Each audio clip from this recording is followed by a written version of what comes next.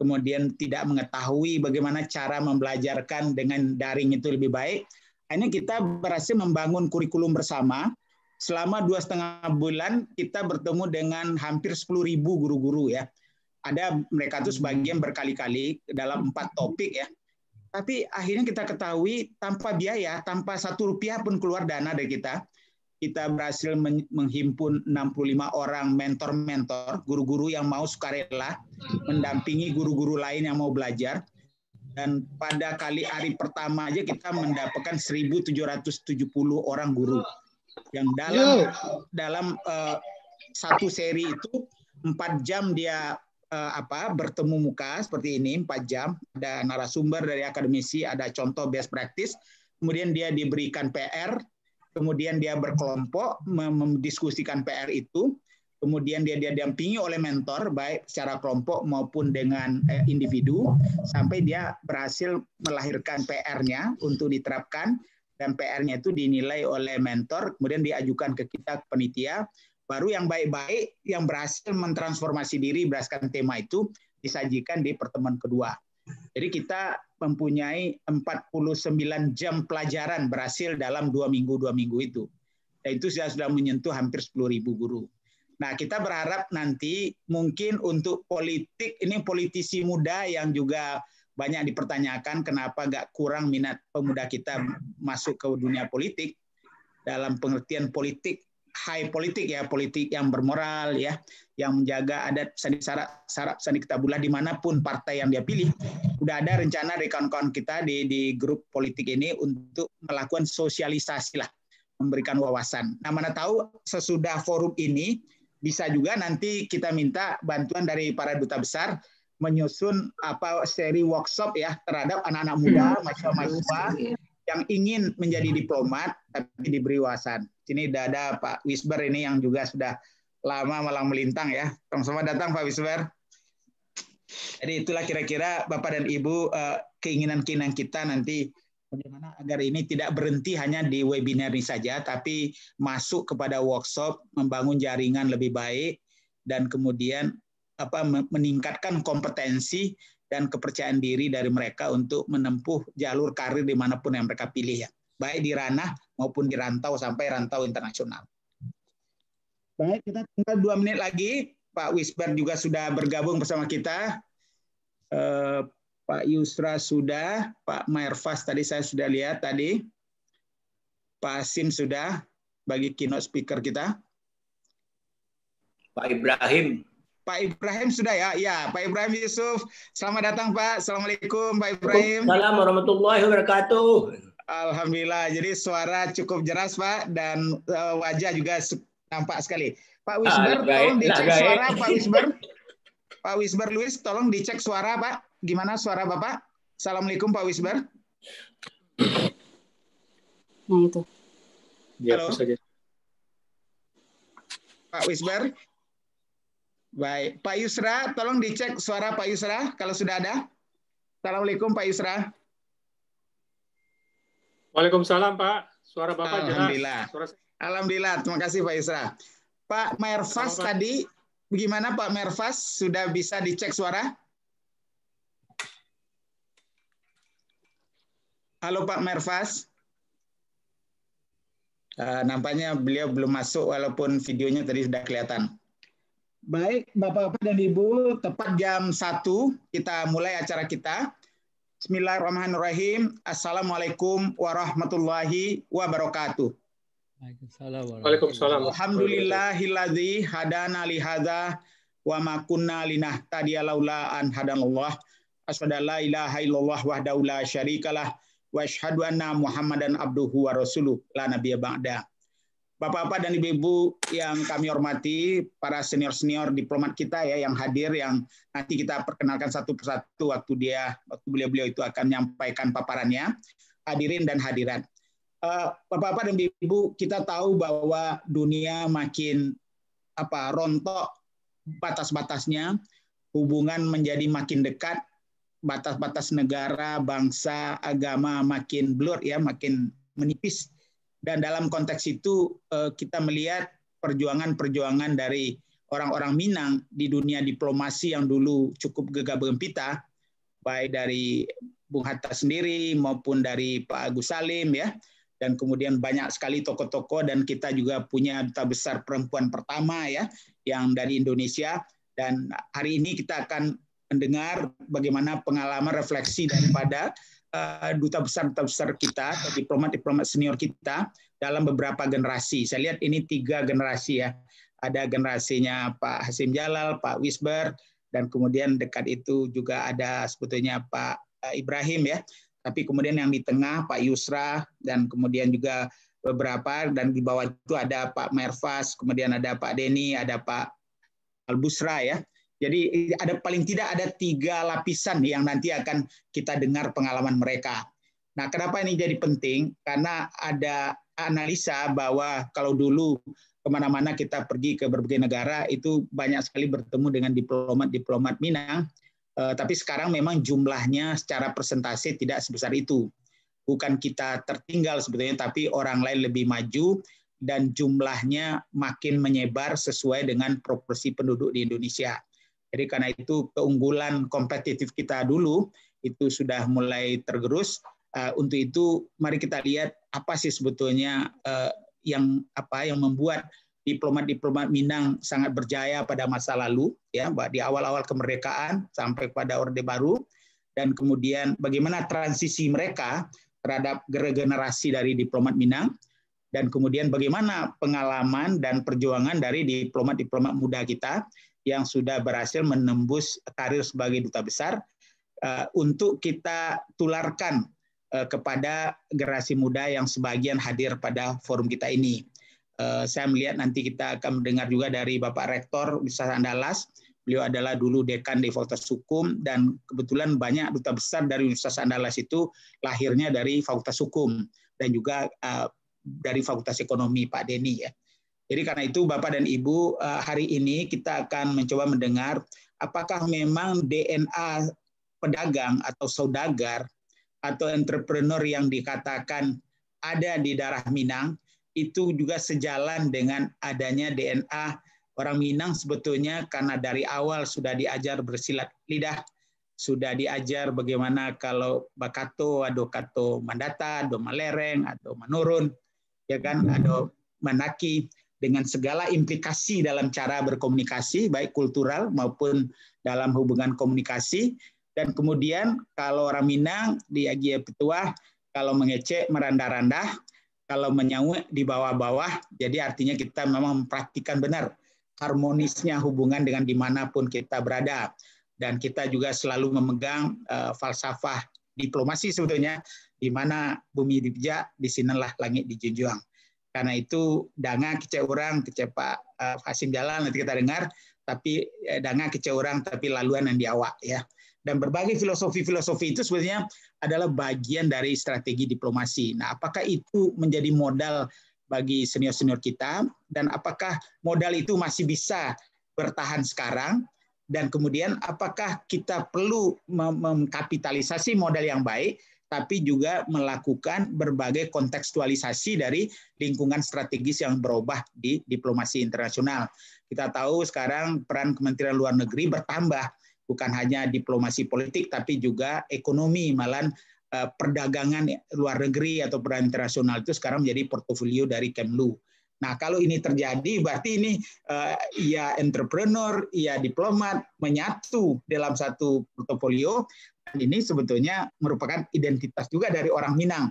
Nah, apakah ini akan membuat para pedagang-pedagang, saudagar-saudagar Minang muda nanti yang juga punya kemampuan diplomasi, dan kalau mau membangun karir dari awal dan bekerja keras untuk itu, mana tahu dia bisa kembali merangkak, mewujudkan bagaimana peran diplomat Minang dalam konteks baru di ranah internasional. Jadi karena itu kita berbahagia, kita akan mendengar keynote speech dari Bapak Profesor Dr. Hasim Jalal. Beliau ini sudah tidak perlu diperkenalkan lagi. Saya 3 orang yang hafal benar saya waktu itu, Pak Hasim Jalal, Pak Wisber, dan Pak Burma ya. Nah, 3 ini adalah tokoh kita yang kalau kita melihat gedung Kementerian Luar Negeri terbayang 3 wajah ini. Untuk itu Pak Hasim Jalal, mantan duta besar kita di PBB, di Jerman, dan saya bertemu dengan beliau waktu saya koordinator Pertukaran Pemuda Indonesia Kanada di Kanada, dan bertemu dalam banyak kesempatan. Kita tahu betapa luasnya lautan ilmu dan pengalaman dan kebijaksanaan dari beliau, dan beliau salah satu yang sangat gigih untuk meneruskan berbagai peluang-peluang itu ke Sumatera Barat. Saya tahu sendiri, sudah 30 tahun beliau bolak-balik ke Minang, menawarkan berbagai hal ke Pemda, dan salah satu karya beliau adalah IORA ini. Jadi Indian Ocean ya, yang memang baru, dan Padang alhamdulillah sudah dijadikan salah satu tempat yang mewakili IORA di forum regional ini. Nah, nanti kita akan dengar juga bagaimana Pak Hasim menyampaikan pada kita agar positioning yang memang secara strategis itu ada di kita, karena pantai barat walaupun jauh sampai Afrika, sampai ke Asia Selatan, Timur Tengah, walaupun jauh sekarang, tapi mungkin dengan teknologi nanti makin mendekat. Tentu itu bagaimana Sumatera Barat yang peluang untuk tumbuhnya tidak terlalu banyak, tapi kalau dia menjadi hub untuk regional IORA ini, Indian Ocean ini, mana tahu kita bisa mendapatkan kesempatan baru dalam meningkatkan ekonomi, produktivitas, dan kesejahteraan. Baik, kami persilakan pada Bapak Profesor Dr. Hasim Jalal. Silakan Pak Hasim Jalal. Terima kasih Pak Fazli. Apa yang saya mau sampaikan sudah Bapak sampaikan sesungguhnya, yaitu bagaimana kita memanfaatkan posisi Minang di dalam pelaksanaan kebijaksanaan luar negeri. Orang Minang itu kan kemana-mana ke seluruh dunia. Pak Purwalis kan tahu juga itu ada diaspora Indonesia, ada diaspora Minang di seluruh dunia. Nah, saya belum pernah mencoba memanfaatkan secara serius bagaimana peranan daripada diaspora itu untuk bisa membantu pertumbuhan yang sedang kita kerjakan di daerah Sumatera Barat. Nah, mudah-mudahan ini barangkali bisa jadi pemikiran bagi kita yang baru. Nah, lantas kemudian juga ide diaspora Indonesia itu sudah cukup lama sesungguhnya dikembangkan. Dan saya ingat sekali Dino dalam soal itu banyak sekali berkecimpung dalam mengumpulkan diaspora Indonesia itu. Tapi mungkin barangkali dalam konteks ini kita perlu lebih memusatkan perhatian kepada pembangunan di Sumatera Barat, bagaimana memanfaatkannya. Yang kedua yang barangkali yang ingin saya tekankan itu mengenai soal posisi Sumatera Barat itu menghadap Samudra Hindia.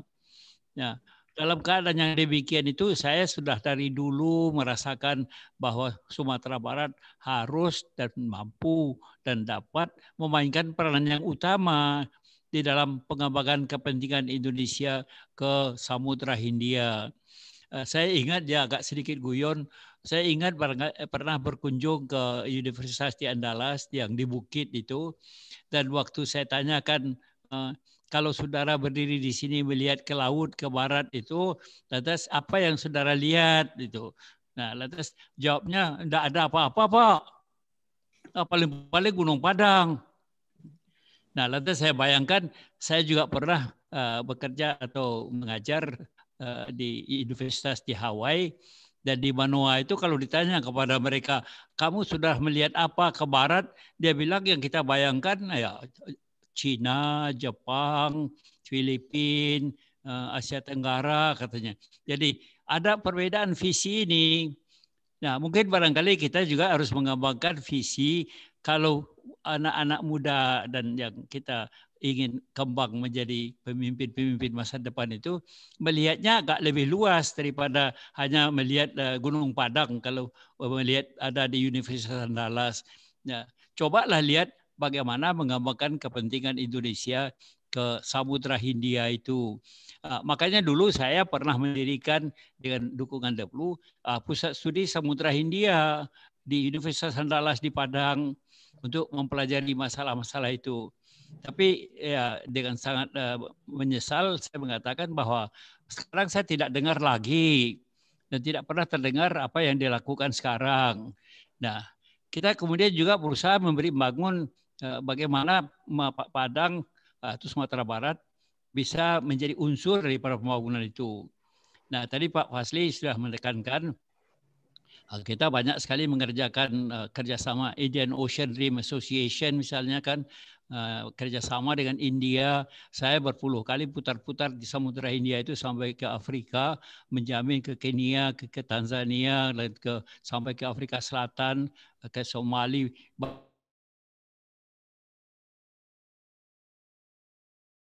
Kita berusaha membuat supaya Sumatera Barat, khususnya Universitas Andalas, bisa menjadi pusat daripada studi itu.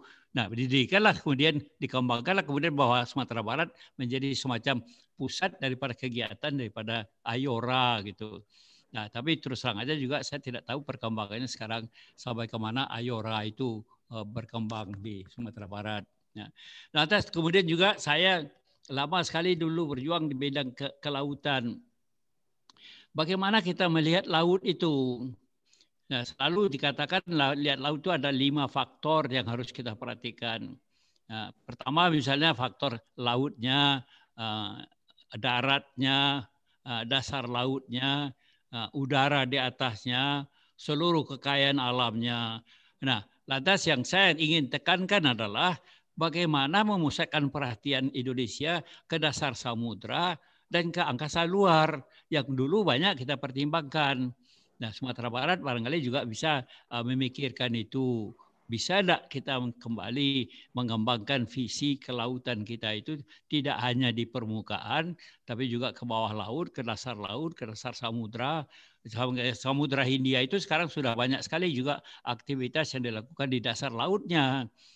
Aktivitas mencari resources misalnya.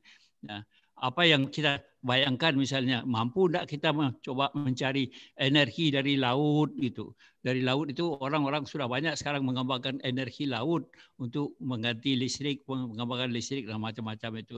Nah, ke angkasa luar misalnya, pernah nggak kita lagi memikirkan bagaimana kita harus mengembangkan kewenangan dan kapasitas Indonesia ke angkasa luar. Dan bagi Sumatera Barat, angkasa luar itu juga merupakan suatu hal yang sangat penting karena dia itu juga masuk angkasa luar di atas Samudra Hindia, begitulah kira-kiranya. Nah, jadi banyak hal-hal yang barangkali bisa masih kita kembangkan di dalam konteks pengembangan hubungan dan dalam konteks pengembangan ilmu pengetahuan, pengembangan kepentingan, dan pengembangan peranan Sumatera Barat di dalam kesatuan dan di dalam pembangunan Indonesia di masa yang akan datang. Di sini kita menjalankan diplomasi. Yang tadi Pak Fazli sudah menyebut, dangakan dan diurang, lalukan dan diawak, gitu kan. Jadi kita itu harus mendengarkan bagaimana pandangan orang. Nah, pandangan orang itu kita harus kemudian cocokkan dengan pandangan kita dan minta mereka mendukung kita. Saya ingat sekali waktu memperjuangkan pengakuan internasional terhadap wawasan Nusantara misalnya dan kepentingan Indonesia di laut itu, saya berkeliling ke Amerika Latin, mendengarkan pandangan mereka ke Afrika dan segala macam. Sehingga banyak di antaranya mereka itu kemudian mendukung konsep negara Nusantara setelah kita coba menjelaskan pandangan mereka dan mencari bagaimana kita harus juga bisa saling dukung-mendukung, dan kalau tidak sampai dukung sama-sama, bagaimana supaya kita tidak bertentangan gitu atau tidak berkelahi secara terbuka di dunia internasional itu. Nah, dalam konteks ini tadi Pak Fazli sudah menyebut, saya merasa kagum bahwa di masa yang lalu Indonesia sudah punya banyak diplomat-diplomat di masa yang lalu. Sultan Syahrir misalnya, Pak Haji Agus Salim misalnya, Pak Adam Malik dan itu yang merupakan pedoman-pedoman kita. Dan kemudian juga sudah banyak berkembang setelah itu, dan sekarang sedang juga kita inginkan pertumbuhan daripada mereka itu. Jadi kira-kira demikian barangkali yang bisa kita lihat. Saya itu ingin melihat diplomat muda kita yang dari Minang itu bisa saja masuk ke Kemlu, tapi dengan visi-visi yang jelas. Nah, terakhir barangkali yang saya ingin tambahkan adalah bahwa Ibu Retno itu Menteri Luar Negeri sekarang ini. Beliau itu sudah berbicara banyak sekali mengenai peranan wanita di dalam pengembangan politik luar negeri. Saya merasa itu kok cocok sekali sesungguhnya dengan pandangan Minangkabau yang menganggap ibu-ibu wanita memainkan peranan yang utama di dalam kehidupan bermasyarakat kita. Nah, apakah misi misalnya dapat dijadikan salah satu sebab atau salah satu argumen bagaimana Indonesia, Sumatera Barat misalnya dalam ini mempertajam peranan wanita di dalam pelaksanaan politik luar negeri dan di dalam pelaksanaan diplomasi kita. Karena itu juga sudah menjadi semacam jiwa dari Retno Marsudi dan yang sudah diceritakannya dan dicoba dirumuskannya di dalam berbagai kebijaksanaan mengembangkan peranan wanita itu. Nah, di masa yang lalu wanita-wanita ibu-ibu kita banyak juga berperan di dalam perkembangan kebijaksanaan, apalagi karena di Minangkabau wanita itu adalah semacam tokoh besar lah dan yang kita sangat hormati dalam sistem kita yang matriarkal sifatnya gitu. Jadi faktor-faktor ini menurut perasaan saya tidak bisa kita lupakan dan walaupun selama ini barangkali terlupakan tanpa disengaja, mudah-mudahan di masa yang akan datang dia bisa ditumbuhkan kembali gitu. Jadi sistem matriarkal kita dalam politik luar negeri barangkali bisa juga dikembangkan baik-baik begitulah. Jadi sekian aja lah barangkali tambahan dari saya. Terima kasih atas perhatiannya. Assalamualaikum warahmatullahi wabarakatuh. Waalaikumsalam warahmatullahi wabarakatuh. Terima kasih Prof. Hasim Jalal. Boleh tanya satu Pak, karena waktu masih ada dikit. Ya. Bapak kan dari dulu terlibat dalam seleksi calon diplomat ya, dan juga ikut memberikan pendidikan pada diplomat-diplomat muda. Nah, karena dalam forum ini banyak juga anak-anak muda dari kampus-kampus dan para penanggung jawab program studi hubungan internasional atau FISIP, Pak. Apa saran Bapak Pak, terhadap anak-anak muda kita maupun terhadap institusi yang mendidik mereka, kalau di antara mereka memang ingin berminat untuk berkarir sebagai diplomat, apa saran Prof. Hasim? Silakan Pak Hasim. Kalau yang simpel sarannya itu adalah tetap memperhatikan masalah-masalah luar negeri. Nah, saya misalnya sekarang ini sangat banyak memperhatikan masalah perkembangan di Asia Tenggara, terutama permainan di antara Amerika Serikat dengan Cina misalnya. Nah, kalau mereka bisa mengkaitkan pikiran-pikirannya bagaimana bertangga itu benangan layu kanan di orang lalu kanan dia di situ kan ya. Jadi itu kira-kira faktor yang barangkali kita bisa perkembangkan itu. Ya. Nah, di Laut Cina Selatan misalnya saya ambil contoh Hawaii tadi itu. Kita tuh ingin melihat barangkali di Laut Cina Selatan itu peranan Indonesia besar juga terhadap Natuna and so forth itu. Mungkin barangkali pemuda-pemuda, anak-anak muda kita itu memikirkan bagaimana baiknya meningkatkan peranan itu di samudra-samudra lain dan di kawasan-kawasan lain di Indonesia gitu.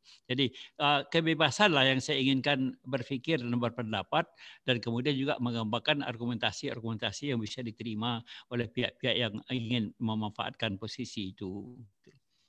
Baik, Pak. Terima kasih banyak, Pak Hasim. Kita lanjut. Jadi tadi saya sebut trio ya, Pak Hasim, Pak Wisbar, dan Pak Burmauna almarhum ya. Kita masih punya 2 dari 3 trio kita ini. Kita lanjut kepada Bapak Wisbar Lewis, His Excellency.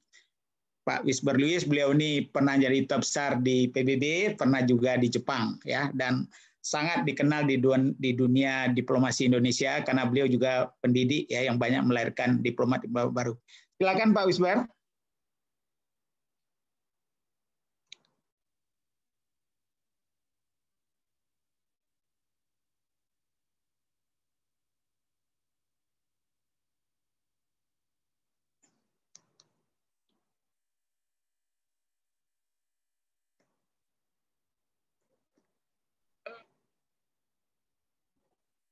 Bu Yuli, Pak Wisbar sudah connect kan? Sudah connect, hanya saja mic-nya yang belum dikonekkan. Tapi bukan sedang di mute ya? Tidak, Bapak. Dari handphonenya beliau. Oh. Gimana Pak Wisbar? Bisa Pak Wisbar?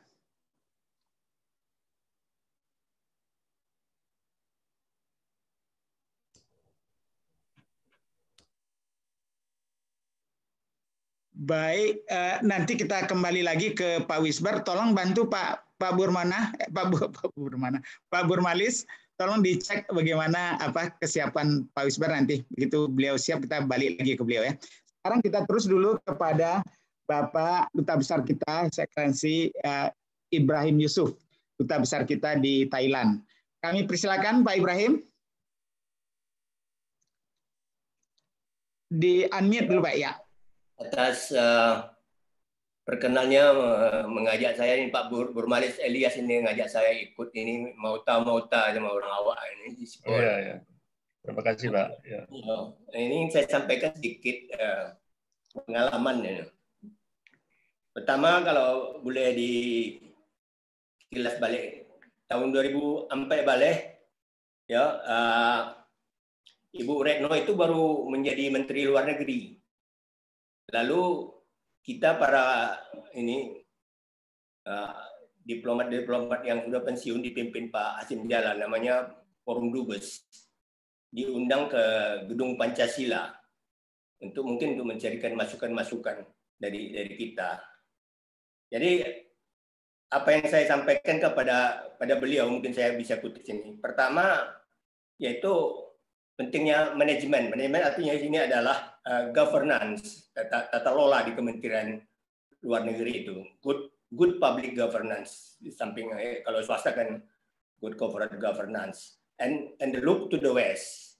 Melihat ke barat, maksudnya ke Indian Ocean, kepada Samudra India itu.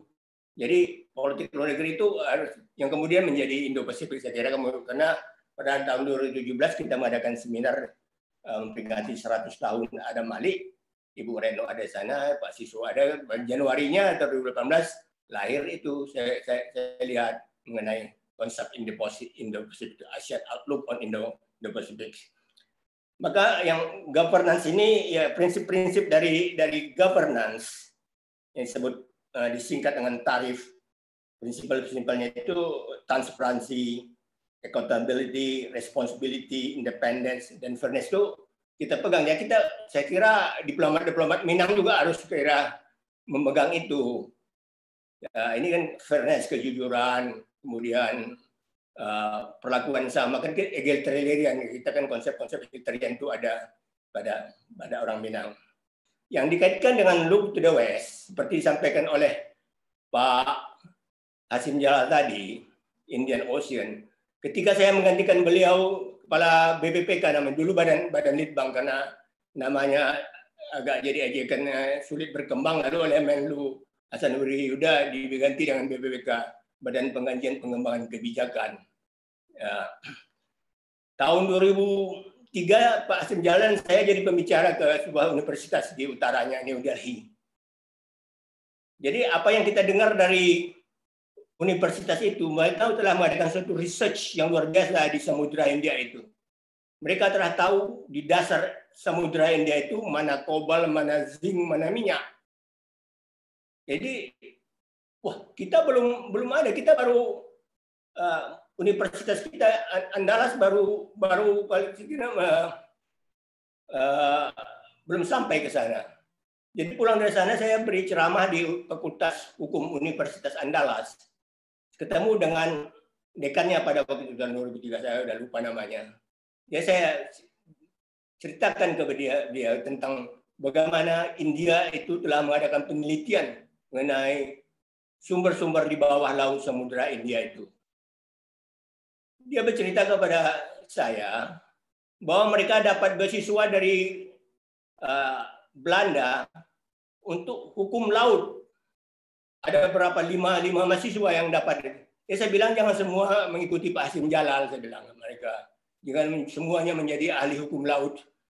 Coba mengenai ahli samudra itu pengadaan penelitian untuk Samudra India itu saya kira difokuskan oleh Universitas Andalas. Maka pada waktu itu saya punya dana, saya kasih 100 juta kepada Fakultas Hukum Andalas memperkuat pusat studi mengenai Indian Ocean itu. Sudah itu nggak tahu lagi. Ya, itu satu mengenai governance dan look to the west dan berkaitannya dengan kampung kita. Dan ketika saya duta besar di Thailand, itu saya kira Pak Asrul Jalal waktu itu rektor kalau nggak salah ya. Kita mengadakan konferensi rektor seluruh Indonesia dan rektor seluruh Thailand itu. Di 4 kali itu berturut-turut. Ya, Dirjen Dikti saya waktu itu, Pak. Dirjen Dikti. Jadi mengkaitkan supaya Andalas itu ikut maju bersama universitas di Indonesia lainnya. Karena argumentasi saya pada waktu itu, kalau Thailand sudah bisa bikin gula lebih dikit dari kita, bisa bikin beras lebih banyak dari kita, kemudian mempunyai cadangan devisa yang lebih besar dari kita, sedangkan mereka cuma negara agraris dan pariwisata, sumber-sumber foreign exchange-nya, maka saya kira kita perlu belajar gitu. Argumentasi saya, dan itu rektor seluruh Indonesia ikut waktu itu, Profesor Macik dari IPB. Ya. Waktu itu. Jadi artinya bagaimana kampung kita ini ikut dalam mainstream kegiatan-kegiatan nasional. Yang kedua, saya pulang bertemu lagi dengan wali kota Padang waktu itu, Mayor Angkatan Laut, mengusulkan untuk sister city dengan petani, pengembangan kerjasama antar kota Padang. Tapi beliau bilang di sana banyak PSK-nya, enggak jadilah katanya. Jadi saya bilang ya udah gitu. Ya, artinya itu yang pertama. Yang kedua, ini saya sampaikan lagi, ketemuan dengan Menteri Luar Negeri Januari yang lalu, Pak Mayarfas waktu itu sekjennya. Saya bicara 2 hal juga, yaitu satu, pentingnya risk policy, risiko dalam konteks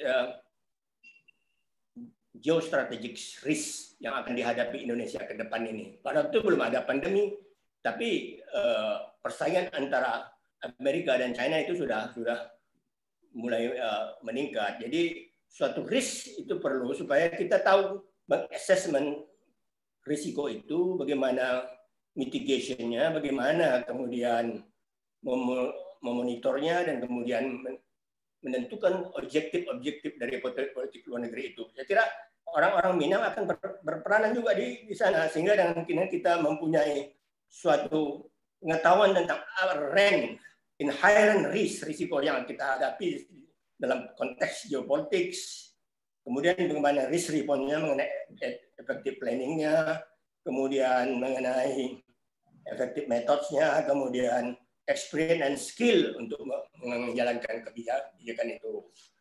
Sekarang dalam konteks risk ini ada agak substantif saya sampaikan. Ada 2 hal yang saya sampaikan dalam konteks persaingan antara Amerika Serikat dan China. Pertama, orang banyak bicara mengenai perang dagang. Tapi sekarang ini lapangan pertempuran, the new battleground antara orang ini adalah perang teknologi. Karena ini baru fase pertama itu perang dagang, tapi mereka telah melompat ke suatu yang disebut techno war. Maka diplomat kita ke depan ini akan menghadapi suatu gambaran baru daripada geopolitik itu, yaitu bagaimana mereka itu, terutama Amerika itu, untuk membendung dominasi China tentang supply dan value chain terhadap teknologi baru dan teknologi informasi, komunikasi artificial intelligence, quantum computing, semiconductor, dan lain-lainnya. Lalu ini terus berkembang. Walaupun Joe Biden akan menjadi presiden Amerika yang baru, kalau bukunya Jeffrey Sachs itu Beyond Exceptionalism, kalau Amerika tetap mempertahankan exceptionalism-nya, maka akan berkelanjutan ini, karena ini akan menentukan. Bagi Cina pun juga pengalamannya ketika perang candu, Cina menggunakan silat kungfu, Inggris pakai senjata api kan. Mereka ngerti ditembak jauh. Kita juga dalam perang revolusi kan begitu. Teknologi Belanda kan lebih kuat, walaupun kita besar punya semangat. Yang penting adalah dari perang teknologi ini berkembang menjadi teknonasionalisme dan diplomasi. Nah, ini yang harus mulai dikaji oleh para diplomat yang akan datang ini kalau menurut pendapat saya, yaitu bagaimana ini nasionalisme, teknologi, dan diplomasi ke depan ini. Jadi kalau boleh saya singkat sampaikan, bulan Agustus 2020 yang barusan ini, Amerika Serikat itu meluncurkan The Clean Networks Program, suatu prakarsa untuk menyingkirkan Cina dari teknologi digital maupun kabel bawah laut. The Clean Networks Program ini merupakan refleksi dari teknonasionalisme yang menghubungkan inovasi teknologi dan perusahaan langsung ke masalah keamanan nasional, kesejahteraan ekonomi, dan stabilitas sosial dan bangsa. Pada bulan September 2020, kemudian Cina membalas. Dia bentuk The Global Initiative Data Security atau disingkat GIDS, suatu proyek dimaksudkan untuk menentukan struktur standar global bagi data security. Tujuan utamanya adalah untuk mencegah negara-negara lain menandatangani The Clean Networks Program di Amerika Serikat. Jadi pertarungan ini, pertarungan nasionalisme teknologi ini dan bagaimana diplomasinya itu kita masing-masing membentuk blok. Kalau dulu kita kan tahunya kan dalam perang dingin itu blok barat NATO gitu kan, kemudian Pakta Warsawa. Tapi sekarang mereka membentuk blok teknologi. Wasinar di Amerika membentuknya, dan juga China membentuk sendiri dengan negara-negara yang di bawah pengaruhnya di Asia ini. Jadi mereka memburu blok-blok teknologi, bukan lagi blok-blok ideologi seperti yang dulu. Saya kira ini merupakan tantangan bagi diplomat kita sekarang maupun yang kedua. Kemudian politik lainnya, yaitu yang harus kita mulai lihat itu kemana Cina ini, kebangkitan Cina ini. Saya pernah di kompleks Depolu itu berbicara waktu itu Pak Sinjal lead speakernya, saya kemudian disuruh nimbrung mengenai mimpi Cina. Mimpi Cina ini bukan mimpi tidur di siang hari, bukan, tapi suatu perencanaan nasional kemana Cina ini ke depan dan di mana kita nantinya. Yaitu pada tahun 2020 China akan mencapai namanya well of society. Tetapi karena ada pandemik ini kan dia pertumbuhan ekonominya juga rendah. Tapi akan menjadi besar sekitar 50%. Ini dalam pertemuan Central Committee di Beijing tanggal 26-29 Oktober yang baru lalu. Jadi di situ dibilang oke, kita memang terpukul oleh pandemik. Tetapi kita mempunyai satu strategi baru yang disebut dual circulation, yaitu bagaimana memanfaatkan pasar dalam negeri dikaitkan dengan ekspornya. Jadi ini suatu sirkulasi dua arah itu yang datang ini. Sehingga dengan itu kemudian mereka balik kepada jalur untuk mencapai mimpinya itu, di mana tahun 2025 akan dibikin yang made in China. Semua produk menjadi standar Cina yang ditentukan nanti pada tahun 2035, 10 tahun kemudian standar China itu. Lalu China itu tahun 2035 menjadi moderately developed country. Nah, ini kita di mana pada waktu itu nanti. Sehingga dengan standar yang tahun 2035 dan dia menjadi itu, China akan mengontrol apa yang disebut hard technology and soft technology. Lalu tahun 2049 Cina menjadi suatu negara sosialis terkaya di dunia. Kemudian setahun kemudian itu 100 tahun lahirnya ERC itu. Setahun kemudian tahun 2050 Cina itu mempunyai kekuatan angkatan bersenjata terbesar di dunia. Tentu Amerika kan ini perencanaan ini semacam perencanaan 5 tahun yang akan dicapainya. Tentu Amerika tidak rela kan. Apa saya tadi, American exceptionalism itu baik Demokrat maupun Republik saya kira tidak membiarkan mereka itu akan kalah menjadi satu negara superpower. Maka dalam situasi beginilah nanti satu lingkungan yang ke depan ini kajian di Pulau Indonesia, the rise of China and perang teknologi. Kemana? Terima kasih. Baik, terima kasih banyak Pak Ibrahim, sangat jelas dan bagaimana visi ke depan. Nah, cara calon diplomat dan diplomat muda silakan untuk mengambil manfaat dari penjelasan beliau. Kita kembali dulu kepada Bapak Wisber Louis. Beliau adalah duta besar di PBB dan di Jepang dan juga pendidik para diplomat yang banyak sekali dirasa jasanya oleh para diplomat muda nih. Silakan Pak Wisber. Mudah-mudahan sudah bisa bergabung dengan kita.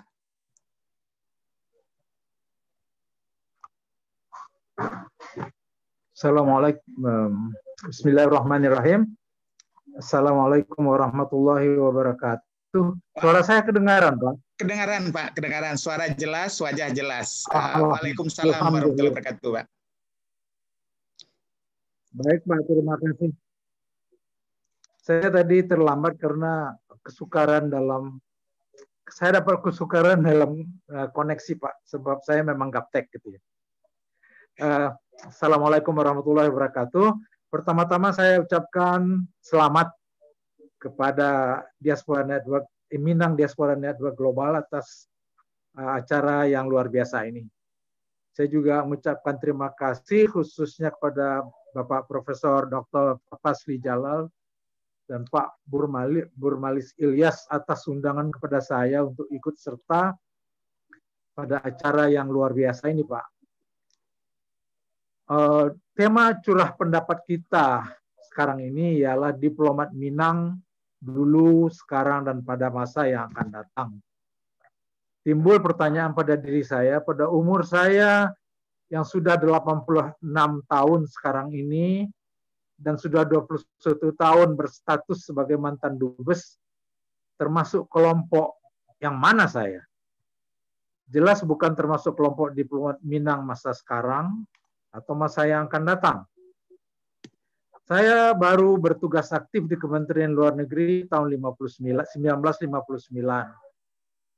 Walaupun saya sudah terafiliasi dengan Kemlu sejak tahun 1954. Mula-mula sebagai mahasiswa ikatan dinas selama 3 tahun di Jakarta, kemudian sebagai pegawai negeri tugas belajar di Universitas Gadjah Mada, Yogyakarta, sampai tahun 1959. Dan baru semenjak tahun 59 itu saya bekerja aktif sebagai birokrat di Kemlu. Menurut hemat saya, yang dirujuk sebagai diplomat Minang masa dulu, pertama-tama tentu para tokoh Minang yang telah berperan dan berjasa besar dalam diplomasi memenangkan perjuangan kemerdekaan Republik Indonesia dan untuk mendapatkan pengakuan internasional bagi kemerdekaan tersebut. Yang pertama-tama harus disebut dalam konteks ini tentu nama mantan Wakil Presiden Muhammad Hatta. Salah satu karya besar diplomatik beliau ialah memimpin delegasi RI dalam perundingan-perundingan di Konferensi Meja Bundar, dan sebelumnya perundingan-perundingan dengan pemimpin-pemimpin dari negara-negara bagian yang kemudian bergabung dalam BRICS. Berikutnya tentu harus disebut nama mantan Perdana Menteri Sultan Syahrir. Beliau memimpin perundingan awal dengan pihak Belanda, memimpin delegasi konferensi antar Asia di New Delhi tahun 1947, dan ke sidang-sidang Dewan Keamanan PBB tahun 1947 yang membicarakan agresi militer Belanda. Dalam satu nafas tentu harus disebut nama Bapak Haji Agus Salim yang telah berhasil memimpin delegasi RI untuk mendapatkan pengakuan bagi Republik Indonesia di Liga Arab, Mesir, dan di beberapa negara lain di Timur Tengah. Beliau juga sempat 4 kali diangkat sebagai Menteri Luar Negeri, yaitu dalam Kabinet Amir Syarifuddin pertama tahun 47, Amir Syarifuddin kedua, dan dalam Kabinet Hatta ke-1 tahun 48 dan Kabinet Hatta ke-2 tahun 49. Sebelumnya beliau juga telah menjadi Menteri Muda Luar Negeri dalam Kabinet Syahrir kedua tahun 46 dan Kabinet Syahrir ketiga tahun 46 dan tahun 47. Kita harus juga menyebut nama-nama putra Minang yang setelah aktif dalam perjuangan pergerakan kemerdekaan, selanjutnya juga aktif dalam lapisan pimpinan diplomasi Indonesia. Dapat disebut umpamanya nama Mr. Sultan Muhammad Rashid, mantan gubernur militer Sumatera Tengah dan menteri dalam pemerintahan darurat Republik Indonesia. Beliau kemudian menjabat sebagai Sekjen Kemlu dan sebagai duta besar. Dr. Abu Hanifah, beliau bekas menteri dan duta besar. Mr. Datuk Pemuncak, duta besar. Dr. Yusuf Ismail, duta besar. Dan Ibu Mr. Laili Rusad, duta besar. Generasi tersebut langsung disusul sejumlah diplomat Minang yang memimpin perwakilan di luar negeri sebagai duta besar atau jabatan diplomatik senior lain. Di antaranya yang saya bisa ingat, Mr. Muhammad Razif, Mr. Zairin Zain, Haji Dahlan Abdullah, Datuk Palimokayo, Brigjen A. Karim, Komodor Nazir, Sultan Usman Karim, Zainul Arifin Usman, Khairul Anwar Sani, Imrad Idris, Abdullah Kamil, Effendi Nur, Mr. Jailin Tamin, Kris Nur Matias, Sultan Barum Shah, Syamsu Bahar Shah, Ferdi Salim, Hasnan Basri, dan sebagainya. Saya kira juga harus sebut nama-nama seperti Letnan Jenderal Hasanan Habib dan Letnan Jenderal Rais Sabin. Pada waktu Kemlu pindah dari Jogja ke Jakarta pada bulan Desember 1949, sangat perlu segera direkrut cukup banyak petugas diplomasi untuk di Kemlu Pusat dan di perwakilan. Untuk itu telah diselenggarakan kursus-kursus diplomatik dan konsuler kilat berdurasi 6 bulan bagi peserta yang direkrut dari seluruh Indonesia. Bersamaan dengan itu pula pada bulan Desember 1949 itu dimulai pula rekrutmen peserta pendidikan berjangka menengah selama 3 tahun bagi tamatan SMA yang dinamakan Akademi Dinas Luar Negeri ADLN di Jakarta sebanyak 6 angkatan. Saya diterima di ADLN tahun 1954 sebagai mahasiswa angkatan ke-6 terakhir dan selesai tahun 57. Kalau Pak Hasyim Jalal adalah mahasiswa angkatan ke-5 tahun 1953. Oleh Kementerian P dan K, tamatan ADLN diberi persamaan gelar diploma akademik BA, Bachelor of Arts. ADLN mula-mula berada di bawah pengelolaan Kementerian P dan K. Baru tahun 1952, ADLN diserahkan sepenuhnya kepada Kemlu. Untuk petugas-petugas diplomasi bidang ekonomi, Kementerian Perekonomian juga menyelenggarakan Akademi Dinas Hubungan Ekonomi Luar Negeri. Selain itu, Kementerian Luar Negeri juga menyelenggarakan pendidikan sinologi, bekerja sama dengan Fakultas Sastra Universitas Indonesia. Dalam rekrutmen gerak cepat, jangka pendek, dan jangka menengah tersebut, rekrut baru berdarah Minang cukup banyak yang diterima. Jumlah tersebut melebihi rasio jumlah etnis Minang dibandingkan jumlah penduduk Indonesia secara keseluruhan. Tahun 1990-an merupakan dekade terakhir bagi para diplomat hasil rekrutmen gerak cepat dan jangka menengah tersebut berkarir aktif. Diplomat asal Minang yang memasuki profesi diplomasi melalui Akademi Dinas Luar Negeri mendapat giliran menjadi kepala perwakilan, baik sebagai duta besar atau konsul jenderal, mulai tahun 1980-an. Kecuali dalam angkatan pertama Desember 1949, pada 5 angkatan berikutnya selalu ada putra Minang. Dapat disebut nama-nama seperti Khairul Karuma Putra, Haji Jalaluddin Hasan, Yanwar Marahjani, Zuwir Jamal, Muhammad Hatta, Bustanul Arifin, Azhari Bur, Abdul Salam Kani, Ambiar Tamala, Hasyim Jalal, John Muzhar, Abdul Hadi, Abdul Latif Taman, Ahmad Nur, Bur Mauna, Dalindra Aman, Jamaris Burung Suleman, Buyung Suleman, Izhar Ibrahim, Yunizar Yakub, Sri Andalia Yeni. Ya, Pak dan saya ambil Pak Wilutan juga Pak Iza laju. Dari 64 orang peserta ADLN angkatan ke-6 tahun 1954, 10 orang adalah putra Minang, diantaranya seorang bundokan doang.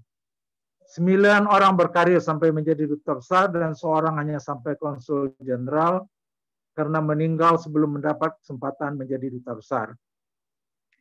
Yang kita rujuk sebagai diplomat Minang itu tentu bukanlah hanya mereka yang langsung datang dari Sumatera Barat. Cukup banyak rekrut baru berdarah Minang di Kemlu yang melamar sebagai alumni UI, UGM, Unpad, Unpar, Unair, Undip, USU, dan lain-lain. Dalam pengalaman saya sebagai Widya Iswara di sekolah-sekolah Kemlu sejak 1999 sampai 2018, dan sebagai panelis dalam seleksi ujian masuk, kasus seperti ini tidak lagi merupakan sesuatu yang luar biasa. Bahkan ini sudah terjadi sejak zaman masa awal, karena perantau Minang memang sudah tersebar di seluruh Indonesia sejak lama. Umpamanya ketika pada tahun 1954, dari 10 orang Minang tamatan SMA yang diterima di Adelan angkatan ke-6, 1 orang datang dari Jakarta, 1 orang dari Medan, 1 orang dari Malang, 1 orang dari Solo, 2 dari Padang, dan 4 dari Bukit Tinggi. Menurut hemat saya, sebenarnya profesi diplomasi memang sangat cocok bagi orang Minang. Karena yang namanya praktek diplomasi dan negosiasi sudah mengalir dalam darah orang Minang dan tersimpan dan diterapkan sebagai kearifan lokal. Di dalam kehidupan sehari-hari, sejak dini anak-anak Minang sudah diperkenalkan dengan kearifan dan kaidah-kaidah yang secara universal diterapkan dalam diplomasi dan negosiasi. Kearifan diplomatik ini kebanyakan dirangkum dalam pepatah petitih dan petuah-petuah yang kita dengar sehari-hari sejak anak-anak. Sebut saja umpamanya pepatah kato bejawe gayuang basambui. Sarupo maelo rambui dari dalam tapuang. Rambui jangan putih, tapuang jangan terserak. Barundiang sesudah makan. Di ma bumi dipijak, di situ langit dijunjung. Dan sebagainya.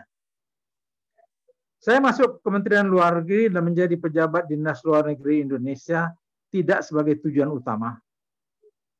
Setamat SMA tahun 1954, sebagaimana halnya dengan banyak teman-teman yang lain, saya berangkat ke Jakarta sebagai penumpang dek kapal KPM dan dengan dana sekedarnya dalam kantong. Dengan tujuan melanjutkan pelajaran dengan ikatan dinas pemerintah di salah satu lembaga tinggi. Banyak kami belum punya ide sama sekali lembaga pendidikan mana yang menjadi tujuan kami di Jawa. Saya mendaftar dan mulai kuliah di Fakultas Hukum Universitas Indonesia. Sementara itu, saya mendaftar juga untuk ujian masuk di Akademi Dinas Luar Negeri. Alhamdulillah bisa lulus. Saya kira cukup demikian yang saya sampaikan pada paparan pembukaan ini. Semoga bermanfaat. Wassalamualaikum warahmatullahi wabarakatuh. Terima kasih, Pak. Waalaikumsalam warahmatullahi wabarakatuh. Terima kasih banyak Pak Wisbar. Nanti Bapak-Bapak dan Ibu kita sesudah selesai paparan 10 menit lebih kurang dari masing-masing narasumber, kita akan gali pertanyaan melalui chatting. Kemudian kita minta kepada para narasumber untuk melihat pertanyaan relevan untuk mereka jawab dalam 5 menit pada putaran terakhir. Jadi itu kepada teman-teman yang ingin bertanya atau memberikan pendapat, silakan dimasukkan ke chatting. Dan kepada para pembicara sesudah memberikan pendapat atau sebelum, silakan juga melihat chatting sehingga kalau ada pertanyaan yang kira-kira langsung ke Bapak atau dianggap relevan untuk dijawab, silakan. Baik, kita lanjut dulu karena berikutnya nurut giliran ini Pak His Excellency Bapak Dubes Komjen Purnawirawan Polri Bapak Ahwil Lutan. Mudah-mudahan Pak Awil sudah bersama kita. Pak Awil, silakan Pak. Sudah Pak. Silakan Pak Dubes. Ya. Terima kasih. Assalamualaikum warahmatullahi wabarakatuh. Waalaikumsalam warahmatullahi wabarakatuh, Pak. Ya. Saya juga sangat mengapresiasi ide yang dilakukan oleh Pak Burmalis, terus ya Pak Fasli Jalal, dan juga tadi dari Pak Wisberwis. Ini adalah tokoh-tokoh yang memang boleh dikatakan menjembatani atau orang-orang yang ya sebagai ya pionir kita untuk diaspora Minang ini. Jadi saya sebetulnya tadi apa yang disampaikan oleh Pak Wisber, saya banyak sekali saya rasa betul-betul kita melihat bahwa beliau selalu adalah berpikirnya lebih nasionalis. Jadi beliau katakan orang Minang ini tidak hanya melamar dari Padang, tapi juga melamar dari seluruh Indonesia. Karena banyak diplomat kita ya ternyata adalah lulusan UI, UGM, terus kemudian yang lain-lain juga gitu. Jadi ini adalah saya rasa satu hal yang baik. Namun saya ingin menyampaikan bahwa skill yang diperlukan sebetulnya untuk seorang diplomat itu adalah kita harus mempunyai suatu kompetensi. Yang kompetensi ini saat ini adalah sangat baik untuk Kementerian Luar Negeri. Karena mereka sekarang sudah mempunyai pendidikan sek dulu yang merekrut seluruh ya sarjana dan dididik selama 1 tahun, dan ini sangat baik. Saya rasa kalau kompetensi untuk itu mereka punya, karena mereka sudah melalui satu pendidikan dan latihan. Namun ada hal yang sangat penting sebetulnya untuk seorang diplomat ini, di lapangan ini ada hal yang mungkin tidak diajarkan di sekolah. Ini yang disebutkan dengan orang katakan antara art and science. Karena setiap individu itu pasti mempunyai kemampuan-kemampuan art and science yang berbeda. Mungkin ya semua sekolah sama, pendidikan sama, tapi mungkin di antara 30 hanya 1 yang bisa jadi duta besar atau 2 yang bisa jadi duta besar.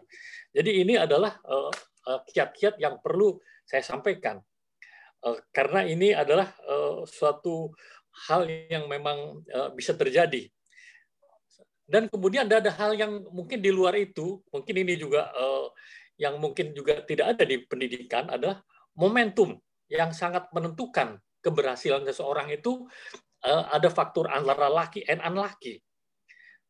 Jadi kalau kita tahu dulu diplomat itu ya selalu ingin ditempatkan, kalau istilahnya orang-orang Kemlu lama itu hanya London, Paris, dan New York. Ini katanya apa? Ini adalah rutenya Revlon katanya. Jadi sehingga dulu kedutaan-kedutaan besar ini juga membagi kedutaan besar yang mana yang kelas 1, yang mana kelas 2, sehingga ada istilah D1, D2, dan D3. Ini mungkin suatu hal yang kalau sekarang mungkin sudah tidak cocok lagi gitu dilakukan. Di samping itu juga adalah dulu juga kita belum mengenal adanya regionalisasi penempatan. Jadi satu saat mungkin diplomat yang ditempatkan di Jepang, yang harusnya baru belajar bahasa Jepang, besok ditempatkan di Arab Saudi, kemudian besok ditempatkan lagi di tempat lain. Sehingga kadang-kadang ini ada juga suatu hal yang tidak sangat menguntungkan untuk diplomat ini. Karena banyak diplomat yang kebetulan saya ditempatkan. Saya ditempatkan adalah di negara Meksiko. Kebetulan menangkap Honduras, Panama, dan Costa Rica. Saya baru agak terbuka bahwa negara di benua Amerika, ya saya katakan di benua Amerika, termasuk Amerika Serikat bagian selatan sampai ke selatan itu hampir semua adalah berbahasa Spanyol. Bayangkan itu semua negara berbahasa Spanyol.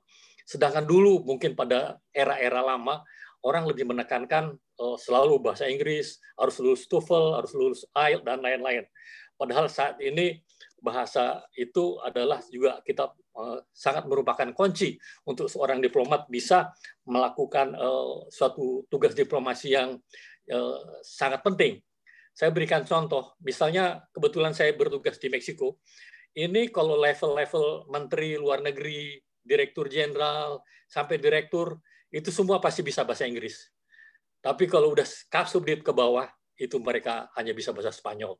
Nah, di sini perlunya diplomat-diplomat ini cepat bisa menyesuaikan bahwa bahasa itu juga merupakan suatu kunci.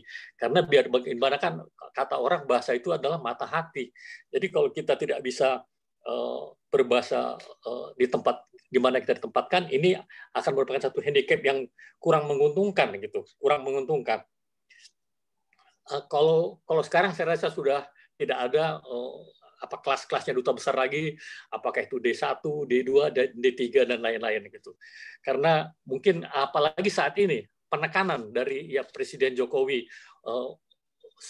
ini ada setelah 4 meeting pengangkatan duta besar, beliau menekankan bahwa yang penting untuk kita adalah saat ini bagaimana mendatangkan uang untuk Republik Indonesia sebanyak mungkin.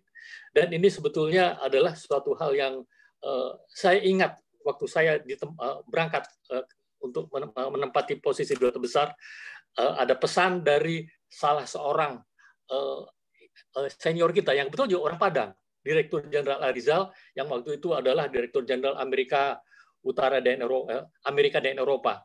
Beliau mengingatkan, ya kita dulu terlalu heavy ke politik, akhirnya juga ya banyak juga politik kita yang tidak terlalu sukses. Buktinya apa? Timur Timur dan lain-lain. Sekarang mari kita sama-sama untuk bisa mendatangkan uang untuk Republik ini sebanyak mungkin. Nah, hal ini saya ingat sekali sehingga saya kebetulan mendapatkan suatu hal yang mungkin yaitu tadi momentum antara lucky and unlucky tadi. Nah, jadi kalau dulu Meksiko itu termasuk satu kelas kedutaan besar yang kelasnya kalau dulunya itu D3 itu. Itu kelas-kelasnya di bawah itu. Jadi di bawah Paris, Spanyol dan lain-lain. Namun saya bisa menjelaskan kepada Menteri Luar Negeri, Pak, kok Meksiko ini kelasnya kok sangat di bawah, Pak? Kenapa saya bilang? Kenapa? Padahal Meksiko ini adalah satu negara di Amerika Utara yang mempunyai kelasnya free trade agreement dengan Amerika Serikat dan Kanada. Jadi kalau barang-barang ekspor yang bisa masuk ke Meksiko itu kalau masuk lagi ke Amerika dan masuk Kanada tidak perlu biaya lagi. Ini suatu hal yang menguntungkan. Jadi kalau kita langsung ekspor ke Amerika, kita mungkin tidak terlalu mudah. Tapi kalau kita masuk lewat Meksiko itu akan lebih mudah. Dan ini saya manfaatkan kenapa?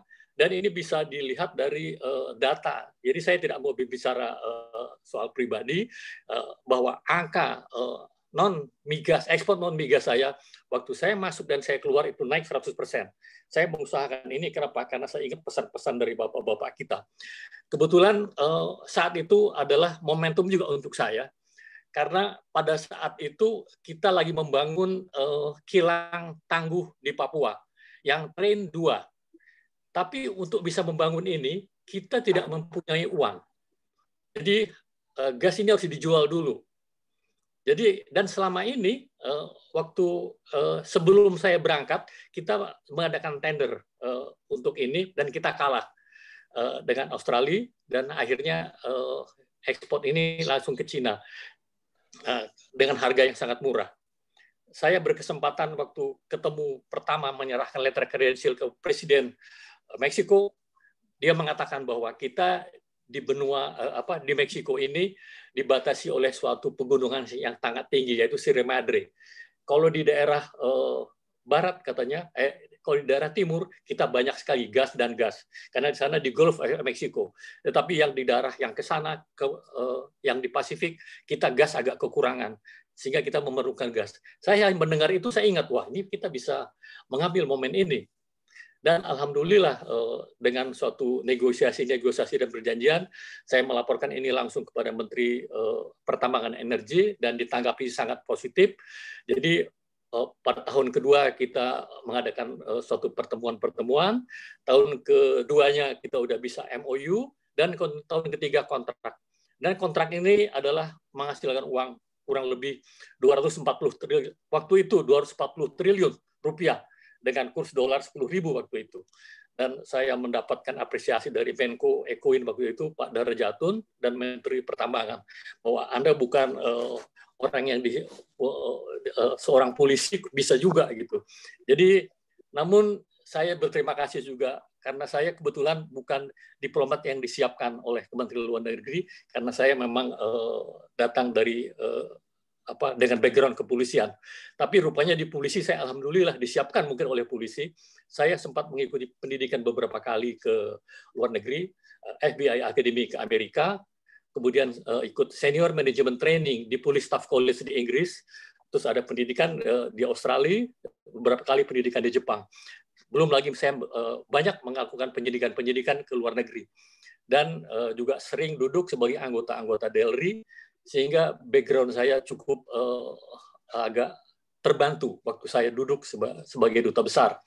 Dan terakhir juga saya ditempatkan oleh polisi sebagai Sekretaris Nasional Central Bureau Interpol Indonesia, sehingga ini juga memberikan wawasan yang lebih internasional untuk saya. Jadi ini adalah suatu hal yang memang saya rasa penting. Jadi ada hal, kalau saya boleh sampaikan, bahwa yang terpenting juga bahwa kita ini adalah ada hal-hal yang setiap saat berubah. Dulu kalau duta besar akan berangkat ke luar negeri, itu begitu dipanggil presiden, kita hanya tinggal menunggu surat egrimong dari negara yang bersangkutan, kemudian dilantik presiden dan berangkat.